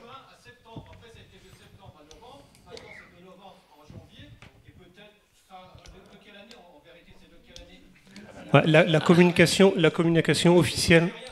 Excusez-moi, monsieur. Alors, pour l'instant, on est encore au 31 décembre 2025 et on attend un retour sur la fabrication de la pièce. Et vraiment, on fera le maximum pour que ce soit au plus tôt avec le moins de gêne. Et croyez-moi sincère quand je vous dis qu'on fera le maximum, parce que je me rends compte que ça génère beaucoup de... Non, mais je me rends compte que ça génère beaucoup d'inconfort. Enfin, il y a des enfants qui ne peuvent pas aller à la piscine, c'est pas normal. Le fait qu'ils puissent aller à la piscine, déjà pour les écoles, notamment l'école ici qui vont à Massard, ils n'ont pas de piscine de relogement. Ils en auront une peut-être, je crois, en janvier ou février, où du coup il faudra prendre le bus. On perd quand même un temps fou pour y aller. C'est quand même assez lamentable. L'association, là où on se trouve nous, la mairie a proposé une piscine de remplacement à Saint-Plon. Alors effectivement, de Montparnasse, on a la ligne 4 qui va à Saint-Plon. Bon, avec des enfants en bas âge, faire 40 minutes de métro aller, 40 minutes de métro retour pour 1 heure de natation, c'est un peu quand même se foutre de la gueule du monde. Voilà. Je pense qu'il y a quand même d'autres piscines dans l'arrondissement où on peut peut-être faire des efforts pour reloger les enfants qui du coup ne peuvent pas aller à la natation. Et pour revenir pour les écoles, c'est quand même un plan national obligatoire que les enfants nagent. Depuis le début de l'année, il n'y a rien en place. Donc votre planning, c'est compliqué d'installer une CTA. Le fait que le marché public ne soit même pas signé avant que les travaux commencent, je trouve ça assez lamentable. Moi, je travaille aussi. On fait ce genre de choses, c'est même pas envisageable. C'est qui travaille de cette façon ? Alors, il y a quand même un sujet sur le passage du marché public, c'est qu'initialement, on passe le marché public avant le début des travaux et on estime que le marché ne sera pas infructueux, donc derrière, on en fait un planning parce qu'on passe à un bureau d'études avant et c'est assez rare qu'on ait des marchés infructueux. Là, c'est arrivé une fois. Et pour le relogement des piscines, on en est la cause parce que c'est nos travaux qui font la fermeture des piscines. Ouais, enfin, je ne me charge pas du relogement des piscines, mais en effet, ça fait loin pour Saint-Ouen. Ça fait partie des travaux. C'est des conséquences de mes travaux. Proposer une piscine à l'autre bout de l'arrondissement, à l'autre bout de Paris pour les enfants du quartier, c'est même pas envisageable. Même pour des adultes, même moi, j'y irais pas. Donc, Merci. Je vais passer la parole à... Alors, juste pour essayer d'aider un petit peu mon collègue, et je ne voudrais pas le laisser tout seul, je suis Philippe Chotet, je suis direction jeunesse et sport au niveau du 15e arrondissement. Donc vous avez tout à fait raison, monsieur. C'est vrai que pour l'instant, en tout cas, la natation est obligatoire. On va essayer de reloger au mieux sur la partie, en tout cas scolaire. Je ne le suis pas avec beaucoup d'attention, parce que j'ai un collègue qui est responsable de ça. Par contre, on suit en tout cas le relogement des associations. Donc aujourd'hui, on a essayé en tout cas de reloger au vu des dates qui nous sont communiquées, les associations, mais vous avez tout à fait raison pour les dates que vous avez données. Donc aujourd'hui, on a en tout cas communiqué aux associations jusqu'au 19 janvier. Le message a déjà été envoyé, le message qui a été envoyé, puisque c'est nous qui l'avons envoyé, c'est 19 janvier. On attend les communications de nos collègues. Monsieur a raison dans le descriptif de la piscine. En fait, le bassin principal, pour l'instant, a été concerné, mais c'est vrai qu'il y a un 33 et un bassin d'initiation. La mairie du 15e, quand même, a travaillé. Il faut savoir qu'on va employer le terme de complexe sportif. C'est-à-dire que c'est vrai que vous avez la partie piscine, mais vous avez aussi des parties salle d'escrime, salle de yoga, salle de danse, salle de formation. Que la piscine, en tout cas, les deux mairies sont mis d'accord, en tout cas, pour que les associations puissent continuer au moins à utiliser ces salles. Et par la suite, sur les ballons d'eau chaude, vous avez raison. Sauf qu'en fait, on est, je crois, alors je vais dire des bêtises, mettons sur 3000 nageurs jour.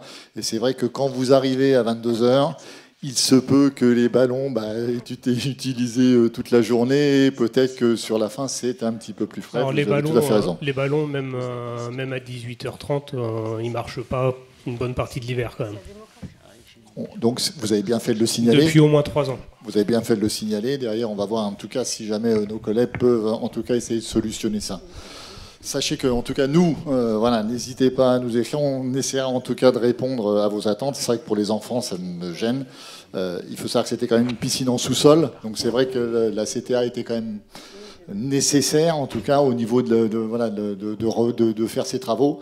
C'est vrai que quand il y a des travaux qui sont faits, tout s'arrête, malheureusement, et que il faut prendre un petit peu son mal en patience. Alors, le pauvre, il est tout seul, c'est pour ça que je me suis déplacé avec lui.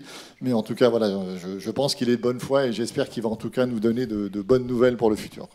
Merci beaucoup. Moi, ce qui me gêne beaucoup, c'est la communication initiale, où en fait, on annonce une ouverture en septembre. Les enfants, c'est de la frustration. Au-delà de la frustration, c'est un planning qui a été prévu. Nous, on avait prévu du coup le vendredi, c'est le vendredi après-midi, ce créneau. Du coup, c'est une gestion autre qui était initialement jusqu'aux vacances de la Toussaint. Finalement, c'est jusqu'en janvier. D'un point de vue organisationnel, on fait comment ? À l'école, on ne peut pas inscrire comme on veut non plus les enfants au centre de loisirs. Trouver une babysitter pour la garder, c'est pas possible. C'est insupportable. Donc, faut, soit sur ce genre de travaux, vous êtes capable. Enfin, c'est pas des travaux mineurs. Donc, prévoir 2 mois de travaux initiaux, c'était pas possible. Tout le monde le sait que c'est pas possible. Vu tous les travaux dans la ville, n'importe quel travaux prend du retard. Même un pauvre trou pour planter une pauvre feuille, ça prend 2 mois de retard. Donc, changer une unité de ventilation en 2 mois, même en 4 mois, c'est inenvisageable. Il faut être réaliste à un moment. Je crains de ne pas avoir été très clair du coup sur l'explication, mais on a l'entreprise, le marché a pris 1 mois de retard, il a été notifié, on a déjà déposé l'ancienne CTA, il reste, l'ancienne centrale de traitement d'air, il reste uniquement à remonter la nouvelle. Et du coup, est-ce que tu peux revenir sur les photos pour que vous compreniez bien, pour être totalement transparent avec vous. Du coup, pour installer la centrale de traitement d'air, pour ceux qui connaissent, il y a une allée avec des piliers au milieu. Et elle est vraiment juste au-dessus, donc on a fait un trou en fait dans le plafond pour faire monter les pièces parce qu'il n'y a pas d'autre accès. Et le souci que je vous expliquais du coup, c'est qu'on a reçu la CTA, du coup la nouvelle centrale traitement d'air, elle est actuellement sur place. C'est qu'il y a une pièce qui ne peut pas rentrer dedans et qui est nécessaire, en fait c'est la batterie chaude qui permet d'avoir un apport d'air chaud lorsqu'on ressouffle dans la piscine pour éviter de souffler moins 5 degrés en hiver, et c'est cette pièce là en fait qui ne peut pas rentrer suite à une erreur de fabrication de notre fournisseur. Donc on a tous les marchés, on attend juste la refabrication de cette pièce. Maintenant oui, mais bon, on est quand même le 16 novembre, ça devait rouvrir la semaine dernière. Non mais le marché il a été notifié en juillet si je ne me trompe pas, en juin, fin juin, début juillet. Alors, j'ai une question, parce que là on parle de la piscine, et sur le centre Armand Marsart en lui-même, les autres salles, notamment la salle d'armes et autres, quelles sont la présentation et les travaux faits? Oui, du coup, c'est ce que j'expliquais au début. Le point de crispation, c'est la piscine, mais on a repris en fait la ventilation dans tous les vestiaires et dans tout. Pardon ? Non. On a repris la ventilation dans tous les vestiaires et dans les bureaux du personnel des agents de la ville pour s'assurer des débits de ventilation réglementaires. C'est des gros travaux de ventilation qui ont été faits. Concernant l'accès, parce que finalement, à part vraiment les riverains savent qu'il y a une piscine, ignorent totalement la salle d'armes, ou alors il faut vraiment être spécialiste. Et il y a un problème qui est l'accès, parce qu'il y a l'escalator inclus dans le centre, mais on ne sait jamais à qui ça appartient, parce que c'est une infection totale, il y a des crottes de pigeons depuis des années et des années. Quand on demande à la ville, c'est pas nous, c'est le propriétaire, c'est pas moi, l'escalator il est pas à moi, la RATP, il est pas à la RATP, on ne sait pas. Donc l'accès, il est quand même assez glauque, pour dire les mots tout simplement, pour accéder à la piscine ou vraiment le centre, la salle d'armes. C'est une copropriété, en fait. Cet accès desservait, comme vous l'avez décrit, le centre sportif. Pour des raisons de coût et d'économie, pour l'instant, il n'est pas remis en route. Par contre, il y a un nouveau projet avec le quartier qui devrait être fait, sur lequel ils sont en train de travailler. Je voudrais quand même dire à monsieur que vous avez raison, en tout cas au niveau des dates. Hein. Moi, j'aime pas. Vous avez raison sur septembre, vous avez raison sur novembre. Et pour l'instant, je vous le redis, on a fait 19 janvier. On va travailler en étroite collaboration avec nos collègues pour essayer de vous donner les meilleures informations. En tout cas, n'hésitez pas à revenir vers nous pour qu'on essaie en tout cas de vous indiquer les piscines du 15e. Il faut savoir que sur le 15e, vous êtes quand même plutôt bien doté, puisque vous avez 5 à 6 bassins, en tout cas. Alors, je ne dis pas qu'ils ne sont pas loin ou plus éloignés, mais vous avez quand même le choix des différentes piscines du 15e. Pardon, madame. Bien, merci. Donc, souhaitons que ça ouvre le plus rapidement possible, surtout d'avoir une information, parce que c'est primordial pour les usagers et l'ensemble des usagers, c'est-à-dire, comme je disais tout à l'heure, les associations, le scolaire. C'est un vrai sujet pour faire partir des conseils d'école. Le sujet piscine revient sans cesse, mais depuis des années. Alors, il y avait eu un plan piscine dans Paris avant même les JO. Il y a des piscines qui ont été en travaux, qui ont été rénovées. Le résultat est positif, mais on s'aperçoit que ça a toujours mis des mois et des mois en plus par rapport au projet. Donc la planification est un vrai sujet. On fera le maximum vraiment pour tenir les délais. S'ils ne sont pas tenus, c'est pour les réduire au maximum et on en informera tout le monde. Et vraiment, je m'engage à de la transparence sur les dates et à des explications rationnelles de pourquoi est-ce qu'on est en retard à compter du 31 décembre et même du 15 novembre, vu que c'était la date que j'avais en tête initialement. Merci beaucoup. Je vais vous remercier de votre présence et de la présentation. Il nous reste 20 bonnes minutes avant de clôturer. Nous avions un autre sujet qui était de parler du bilan de l'activité du conseil de quartier depuis cette mandature. Alors je pense qu'on va surtout peut-être laisser le micro dans la salle. Je veux quand même rappeler que depuis 2020, il y a eu 15 réunions publiques, il y a eu 43 sujets qui ont été évoqués, certains ont été refaits, il y a eu des beaux sujets tels que le boulevard, la rénovation du boulevard Pasteur, du boulevard de Vaugirard, avant et après. Rappelez-vous, on avait fait venir la ville de Paris pour faire un peu un bilan sur le résultat, il y avait des sujets à évoquer, des manquements, on n'avait pas eu de retour satisfaisant, mais au moins en insistant lourdement, il y a eu quand même des avancées. Il y a eu, je pense, au dernier conseil de quartier récemment sur le projet de la Tour Montparnasse. Je pense qu'on a eu un très très beau sujet qui présente la rénovation du secteur. Les sujets tels que la tranquillité publique est revenue assez souvent, mais on le sait bien et on le constate bien que c'est quelque chose qui est important. Les travaux de la RATP au niveau du métro Pasteur, on ne sait pas trop où ça en est à ce jour. Alors si Jean-Philippe Pierre peut répondre sur les travaux, je lui donne le micro.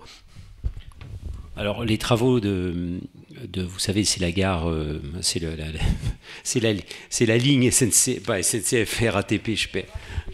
C'est la RATP, c'est pas du tout la SNCF. Je finis par tout confondre. Excusez-moi, je suis fatigué. Donc c'est la station Pasteur à l'angle de la rue du boulevard Pasteur et de la rue de Vaugirard. Bon, vous savez qu'ils ont fait des travaux pour faire des sondages, pour voir quels étaient les points de fuite sous la station, ce qui a été fait il y a 3 mois. Et en faisant ces travaux, le CPCU est venu se greffer à ces travaux pour ouvrir le trottoir et la rue, ce qui fait que vous avez une énorme emprise de chantier angle boulevard Pasteur, rue de Vaugirard, qui n'a toujours pas été fermée parce qu'ils ont découvert de l'amiante entre-temps. L'amiante vient d'être nettoyée, donc on attend maintenant la fermeture du trou et de la chaussée pour remettre la chaussée en état. Par ailleurs, sur les travaux même de la station de métro, ils sont reportés à fin 2027, début 2028. On a demandé à ce qu'ils soient reportés le plus possible, en particulier sur des sujets extrêmement importants qui nous tiennent à cœur, sur l'abattage des arbres. Nous, on a demandé à ce qu'il n'y ait pas d'abattage d'arbres, mais la RATP ne peut pas faire ses travaux sans abattre au moins 15 ou 16 arbres. Donc nous, tant qu'on n'a pas la garantie qu'ils replantent des arbres de bonne taille, c'est-à-dire déjà des arbres qui ont déjà une dizaine d'années, donc des grands sujets, eh bien on refuse les travaux. Donc pour l'instant, tout est bloqué. Voilà où nous en sommes. Le conseil de quartier, ça a été aussi les sujets évoqués au titre du budget participatif, où on a... avec votre appui également, des fois déposer des projets. Je pense notamment à celui de l'école où on est, de l'autre côté de la cour, où on a réussi à avoir et obtenu par un vote de l'ensemble des Parisiens du 15e ou de Paris une rénovation de la cour qui était très dans l'ombre, etc. Et sachant que l'école ne pouvait pas le déposer, elle nous avait demandé de le faire en son nom, chose qu'on a fait. Et c'est, j'ai envie de dire, l'un des 2 projets qui a été retenu. On a un autre sujet qui a été retenu, mais je ne sais pas si on va vraiment en voir le jour, et il faudra que les prochains conseillers de quartier poursuivent ce sujet, puisqu'on a quand même remporté, si je puis dire remporté, l'installation d'une fameuse statue au carrefour du boulevard de Vaugirard et du boulevard Pasteur. Alors c'est le projet, en fait, qui a 10 ou 15 ans, c'est le fait de mettre une statue sur ce carrefour. Comme disait mon prédécesseur, le président Jean-Pierre Prost, du carrefour sans nom, mais c'est vrai qu'il n'a pas de nom. Mais cette statue, en fait, si elle existe, le projet retenu, c'est juste l'étude. Alors je ne sais pas si on verra vraiment un jour ou l'autre une statue. Jean-Philippe Pierre, je ne sais pas si vous avez des informations sur ce projet, mais néanmoins, c'est quand même un résultat, et il faudrait qu'on puisse voir quelque chose, puisque ça a été un résultat de ce budget participatif. Et je ne sais pas si on en verra la couleur, j'en doute, mais il faut insister parce que c'est un engagement de la ville. C'était un sujet du musée Bourdelle. Oui. Oui, absolument. Historiquement, il y avait eu un don du musée Bourdelle d'une statue à la ville de Paris, qui avait dit, bon, puisque le musée Bourdelle il est dans le 15e, cette statue elle sera posée quelque part dans le 15e. J'en sais rien. Tout a été dit. En fait, les Parisiens du 15e arrondissement ont voté pour une étude préalable pour savoir si on pouvait mettre une statue à cet endroit-là, en sachant qu'il y a le métro qui passe juste en dessous. Donc, pour l'instant, c'est une étude. Donc, on ne sait même pas si cette statue arrivera un jour. Donc, c'est vraiment la plus grande inconnue. Donc, et on ne sait pas d'ailleurs si ce sera une statue de Bourdelle ou une statue d'un autre artiste. Donc, malheureusement, on est très très loin de voir quelque chose arriver à cet endroit-là. Toujours dans le cadre du budget participatif, il y avait eu beaucoup de demandes posées, mais qui n'ont pas été retenues, mais notamment dans la continuité de la rénovation de la coulée verte, donc boulevard, en ce qui nous concerne, notre quartier, boulevard Pasteur, boulevard de Vaugirard. C'est un rajout d'éclairage, parce que l'éclairage la nuit, l'hiver, est beaucoup plus faible. Il y a eu des lampadaires en moins. En plus, comme on est avec des systèmes de lumière à LED, elles éclairent moins fort. Mais la ville de Paris avait dit... En réponse, non, mais je pense qu'il faut quand même persister. On le voit bien, l'hiver, le boulevard Pasteur, boulevard de Vaugirard est quand même assez sombre. La pose de bancs, qui est un sujet, parce que il y a beaucoup de personnes qui souhaitent avoir des bancs pour pouvoir s'asseoir et discuter avec des amis ou des voisins. Alors il y a du pour et du contre, parce qu'il y a des bancs, on va dire, c'est des SDF qui vont se coucher dessus, mais on a hérité de pierres, des cubes, qui sont pas très beaux, et qui font pas office de banc par définition. Donc je pense que tout ça, on peut compter vraiment sur vous pour la prochaine campagne du budget participatif, donc on aura lieu vraiment l'année prochaine à la rentrée de septembre 2026.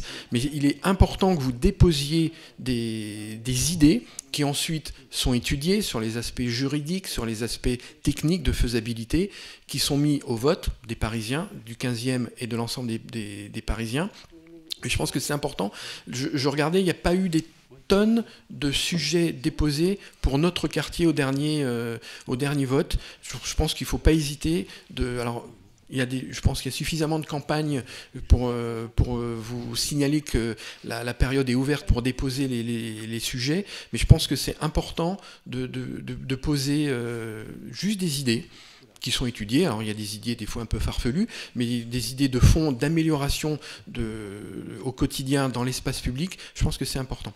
Alors je ne sais pas s'il y a des questions ou des suggestions dans le public. Il y a monsieur au deuxième rang et madame, je vous redonnerai la parole. Oui. Bonsoir à tous. Dans le cadre du budget participatif, je voulais informer l'ensemble du Conseil qu'il est ouvert depuis très peu de temps un centre culturel et social rue Falguière, au 133. Et donc là, nous, habitants, on est en train de prendre possession de ce centre et de le bâtir. On a besoin effectivement de matériel, on a besoin de crédit. Donc c'est quelque chose qu'on pourra mettre à l'ordre du jour du prochain Conseil. Que dire d'autre? Nous, je pense qu'on a un projet qui peut être vraiment intéressant. Et dans le cadre de ce qu'on parlait, on parlait d'enfants qui traînaient. On va essayer, nous, de proposer des activités aux enfants, aux adultes, mais aussi on va essayer de rendre des services sociaux du style écrivain public, aide à la rédaction de formulaires, initiation au multimédia. Enfin, il y aura théâtre pour enfants, il y aura un tas de choses qui seront gratuites. Voilà, nous sommes des bénévoles et nous sommes... C'est important que vous le sachiez parce que nous sommes dans le cadre de la politique de la ville. Hein. Donc la mairie du 15e, comme la mairie de Paris et puis d'autres, sont absolument partie prenante. Et je voulais vous informer de cela. Mais merci du rappel. Je ne sais pas si vous étiez là, il y a 2 séances de conseil de quartier. On a consacré un sujet justement pour le 133 Falguière, où les personnes sont venues présenter déjà son existence. Les thématiques n'étaient pas encore totalement définies. Justement, la personne nous demandait à l'ensemble des riverains, même peut-être de proposer des sujets là, que vous avez évoqués. Et c'est bien évidemment, en plus dans le cadre du quartier QPV du secteur de la place Falguière, on est quasiment place Falguière, on est en plein dedans. Je pense que c'est vraiment un centre qui est vraiment nécessaire et qui sera vraiment très beau dans ses réalisations, qui aura besoin d'aide. Alors le quartier QPV, ça va même au-delà de la ville de Paris, puisqu'il y a l'État qui intervient. Je pense que c'est une très bonne chose. On a 2 quartiers dans le 15e qui sont QPV, mais je pense qu'il faudra revenir. Je ne pense pas qu'il soit vraiment complètement en phase d'action, le 133 Falguière. C'est en train. Voilà, c'est ça. Donc, effectivement, le prochain conseil de quartier, je ne sais pas si nous y serons encore tous, parce que c'est le collège des habitants, c'est du tirage au sort, mais que les successeurs puissent mettre à l'ordre du jour ce sujet et faire revenir le 133 Falguière, c'est vraiment un sujet important. Madame, attendez le micro. Simplement, le centre médical, ça n'a rien à voir avec les projets. Le centre médical de Montparnasse a fermé. Donc, est-ce que... parce que ça fonctionnait très très bien. Hein, et le problème, c'est que... Alors, à Necker, effectivement, c'est ouvert aussi. Hein, et puis, l'autre centre, j'ai oublié. Il faudrait peut-être informer un peu la population parce que le problème médical est quand même sérieux, quoi. Alors, pour répondre à ce point qui est dramatique, hein, puisque le centre SOMED Montparnasse, qui était dans la gare Montparnasse, qu'on a fait installer avec Philippe Goujon il y a 4 ans, a déposé son bilan en juin dernier parce que la SNCF a refusé de négocier avec eux le prix du loyer qui était extrêmement important. Donc, en fait, ils étaient en secteur 1. Secteur 1, c'est donc des actes médicaux peu facturés. Et l'équilibre de ce centre ne pouvait se faire que si le loyer était plus bas. Donc, ils ont déposé leur bilan. Ils ont mis donc pas très loin de 40 000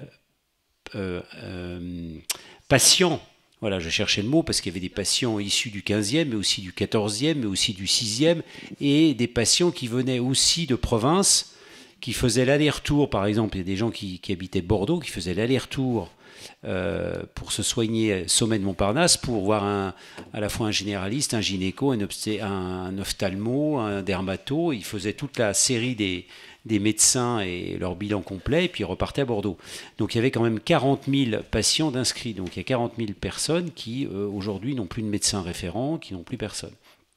Donc c'est absolument dramatique, d'autant que dans le 15e, on est dans un désert médical. Il n'y a pas besoin d'être à Saint-Flour pour avoir un désert médical. Eh bien, dans le 15e, vous êtes en désert médical. Vous avez 60 médecins, 60 généralistes qui ferment tous les ans. Et qui ne sont pas remplacés. Donc on a de moins en moins de généralistes dans le 15e arrondissement, c'est une véritable catastrophe. Alors on a 2 centres qui existent encore dans cet espace on va dire Falguière, Pasteur, Montparnasse, etc. Vous avez le centre rue Tiffany, qui est le centre SOS Médecins, que je vous invite à consulter quand vous avez une urgence médicale, qui est vraiment très bien, qui est ouvert 7 jours sur 7 de 8h à 22h, donc rue Tiffany, hein, c'est le centre Tiffany. C'est un très bon centre avec des médecins qui sont exceptionnels, qui sont des médecins issus de SOS Médecins. C'est un centre qu'on a fait ouvrir. Celui-ci sera maintenu parce que ce sont des locaux de la ville de Paris, donc le loyer est très bas. Par ailleurs, vous avez un deuxième point d'urgence pour ce qu'on va dire la médecine générale. Hein. Vous avez les services d'urgence de jour à l'hôpital Necker, où là vous allez sur Doctolib, il y a des rendez-vous, si vous regardez ce soir, vous allez voir, il y a des dizaines de rendez-vous par jour disponibles, et c'est extrêmement pratique, et en général on n'attend jamais plus d'une demi-heure, donc ce qui est déjà très bien. Et j'oubliais qu'il y avait un 3e centre, rue Ernest Renan, qui est le centre Jacques Séné, où là vous avez aussi un plateau médical qui est pas mal, radio, dentaire, scanner, rue Ernest Moisan. Non, rue Armand Moisan, excusez-moi. Oui. Voilà. Donc on a quand même encore au moins 3 à 4 centres dans notre quartier. Mais SOMED a été une catastrophe pour nous tous. Hein.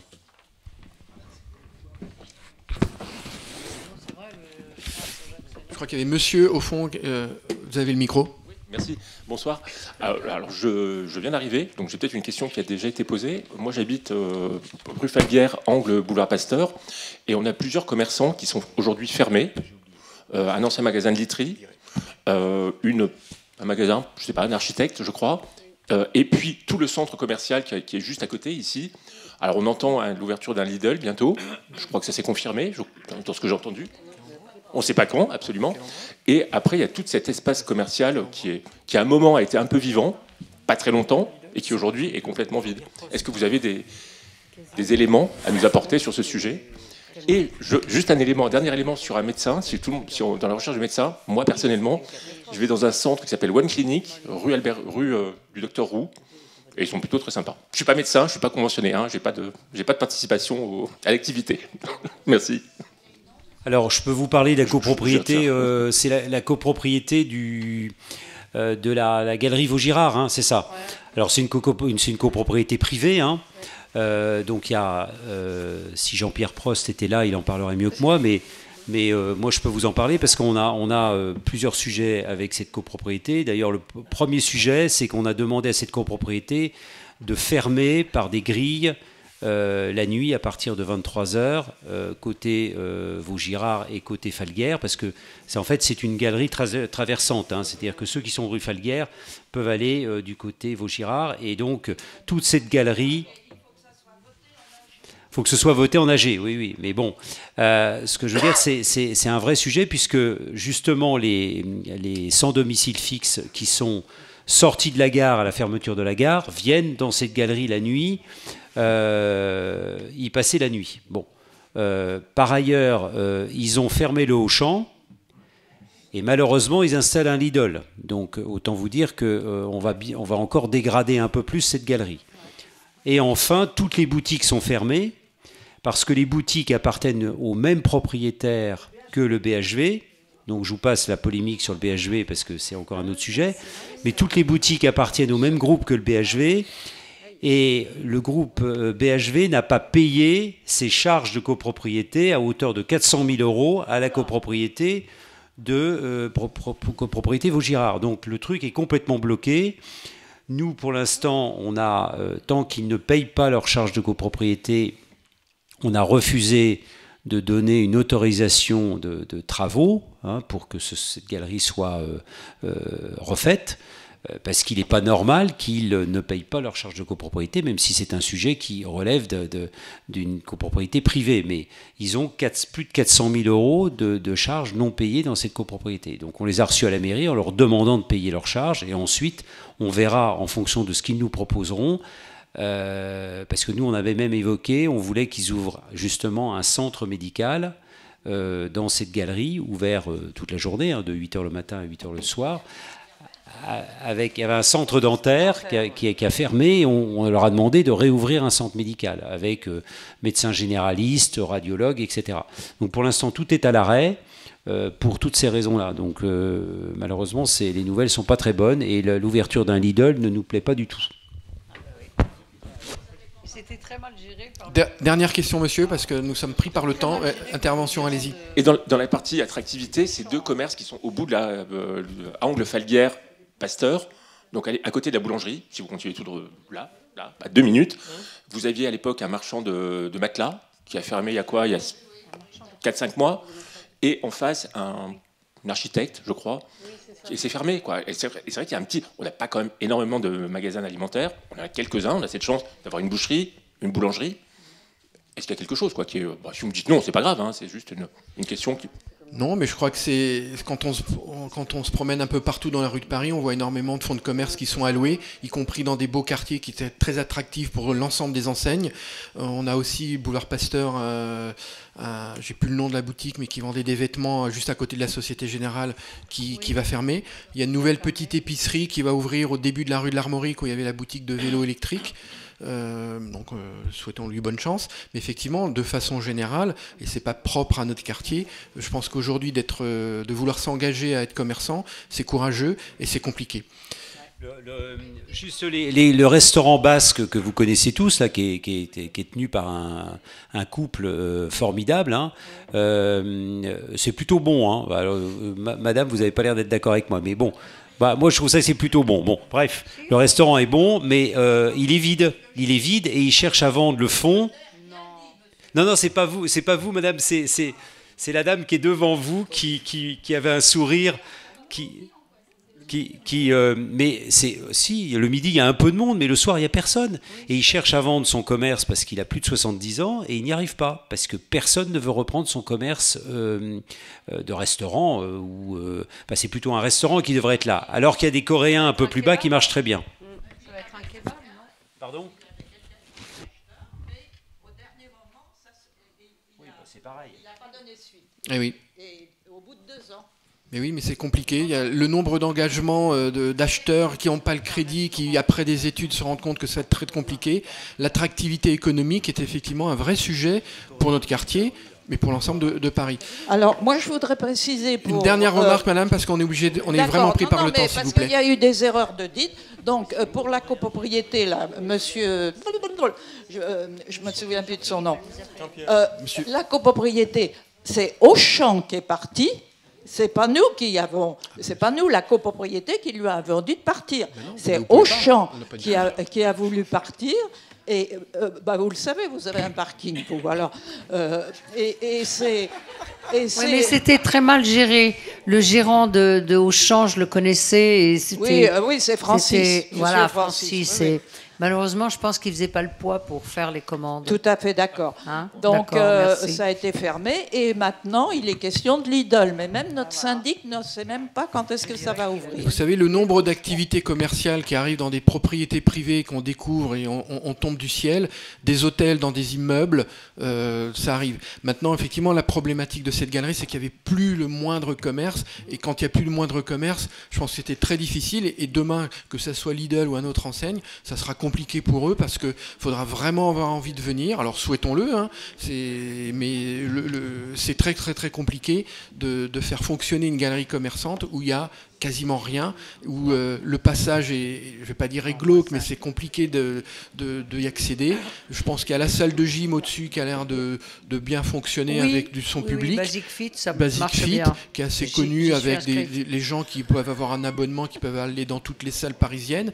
Il y a la sandwicherie Subway, mais le reste, effectivement, c'est très compliqué. Mais une nouvelle fois, je dis, c'est très courageux de vouloir être commerçant aujourd'hui dans Paris. Il fonctionne bien, rue Falguière. Absolument. Il est cher, mais il fonctionne bien.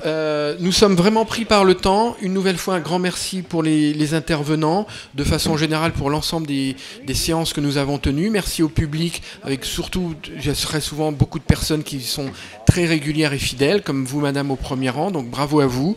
Nous allons continuer. Comme je dis, le conseil de quartier existe toujours. Vous avez nos mails. Vous pouvez nous contacter. Et si vous avez des questions, des interrogations, des informations à remonter, n'hésitez pas. Merci au personnel de la mairie du 15e qui a installé cette salle, qui va la ranger ce soir. Je lève la séance. Merci beaucoup.